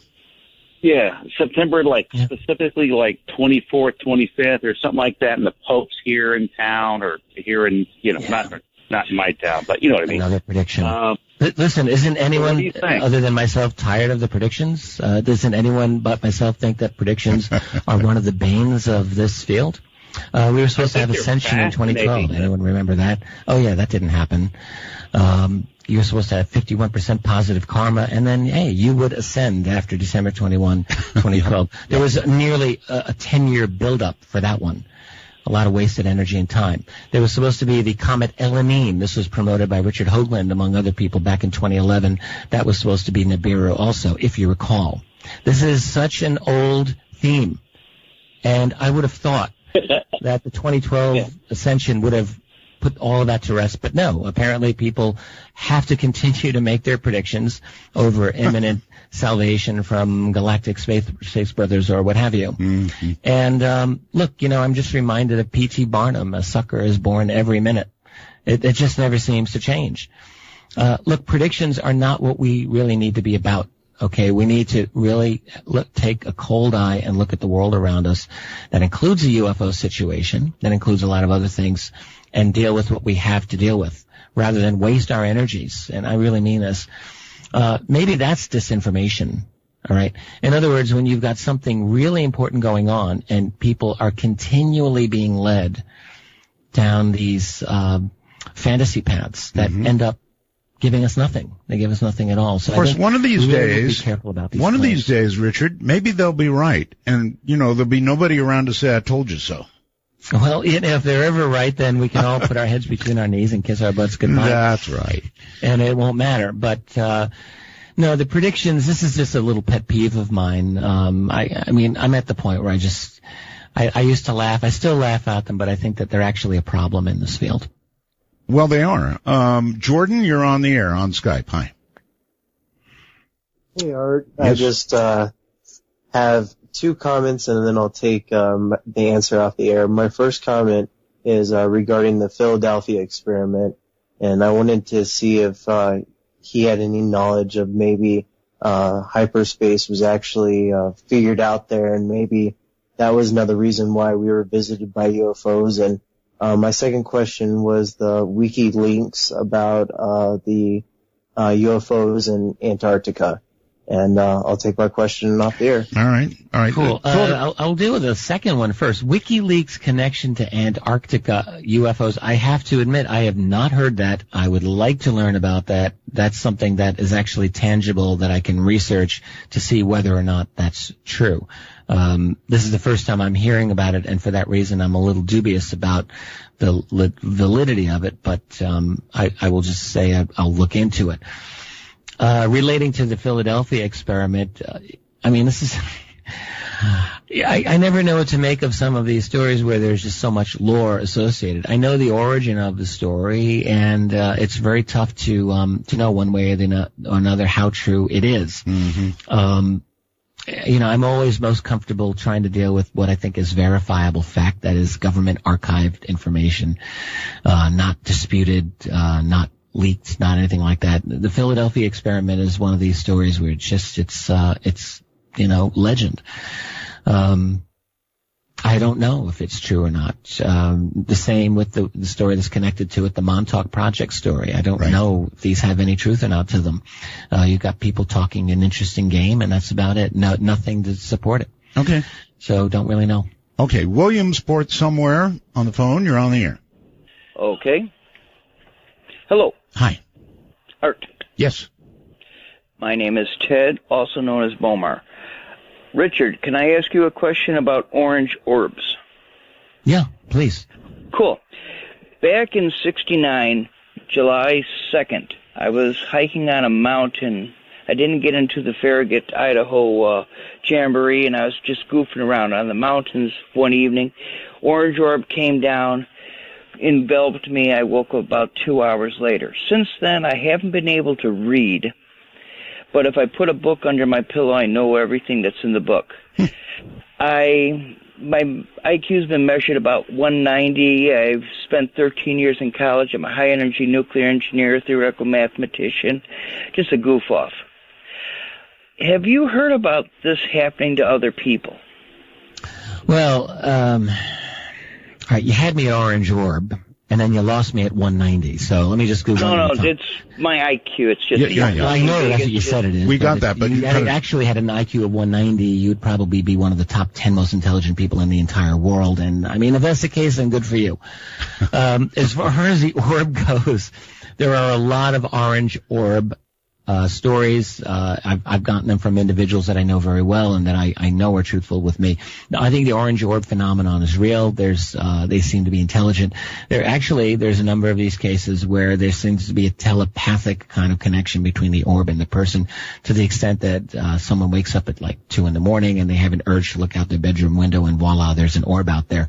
There's something going on, and I've heard these stories many times, not just a few times. So I think this is a real thing. In terms of everything that you're saying it did to you or for you, I don't know how to comment on that. I'm not aware of anyone having an experience with these things and they suddenly are no longer able to read, or if the orb somehow affects one's intelligence or anything like that. I don't know. That's something that's completely foreign to my research. I love people who say, I don't know, when they don't know. Here in Pahrump, Nevada, I think you're my first caller from Pahrump, Nevada. You're on the air. Yeah. Hello. How you doing? Good to have you back. This is Rob from Pahrump. Hi. How you doing? Fine. Question for Richard. Have you ever heard of a craft looks like a cloud, a black cloud? I mean, it didn't really have Well, there are cases of objects, of people saying an object was disguised as a cloud or it moved, but it looked like a cloud. A black cloud, I don't know. This was pretty distinct. I mean, I came out of my house the other day, and it was beautiful blue sky. There was a couple white billowy clouds, and there was one black cloud all by itself. And all the clouds were moving like towards Area 51, northeast, and this one went the opposite way and just. Oh wow. Yeah, that's interesting. We do live. I would guess experiment. We do live in an area that just has sighting after sighting after sighting, Richard. This is an amazing area. I mean, there's no two ways about it. We're close to Area 51. I mean, that's a heck of an interesting thing. My go-to position wouldn't be UFO, but my go-to position would be some kind of U.S. military shenanigans. Absolutely. There are plenty of them out here. If you live here, you see it all the time. We're coming toward the end of the show, so I want to give you shameless plug time. Whatever you want to plug. Well, yeah, I'm very, every day I live, my life is like a blizzard. Every single day, there's no exception. I write and I publish. So I have a company called Richard Dolan Press, and I publish my books, but also books by other really cool, fascinating authors. One is Dr. Bruce Maccabee, very well known in the UFO field. Oh, yes. Publishing his second book this summer. I've got one coming out that is actually one of the most exciting books I've published in a long time by a fellow named Mike Cleland, on encounters, but this is one of the most original books on encounters that's been done maybe since Whitley Strieber's books, and I'm not hyping it. I think this is really true. On various types of bizarre synchronicities in the UFO encounter experience, and I'm sure that'll make a big splash. I'm working on my own book, which is not a UFO book. I mean, I'm working on volume 3 of my National Security State series, but I'm also working on a history of what are known as false flag operations. This is a very big thing that I've been working on for the past 6-8 months. I think that we live in an era of false flags, actually, and what I'm trying to do is set out why I think we live in such an era, and try to have an analytical approach so that we can identify them when they come down the road. But my website is richarddolanpress.com. A lot of my articles are there, books, YouTube videos, and the like. All right. So, do you want to give out your personal cell phone number? Not yet. No. Okay, then we'll have to settle for what we got. It's been a pleasure having you on the air. And how about doing another show on false flags? Oh, I'd be very happy to do that, Art. It's been an honor. It really has. You're a bright guy. Thank you, Richard. Thank you very much. Good night. And speaking of Richards, coming up next is RCH, Richard Hoagland, and he tells me he's going to be doing open lines tonight. That should really be something. From the high desert, I'm Art Bell. Good night, all.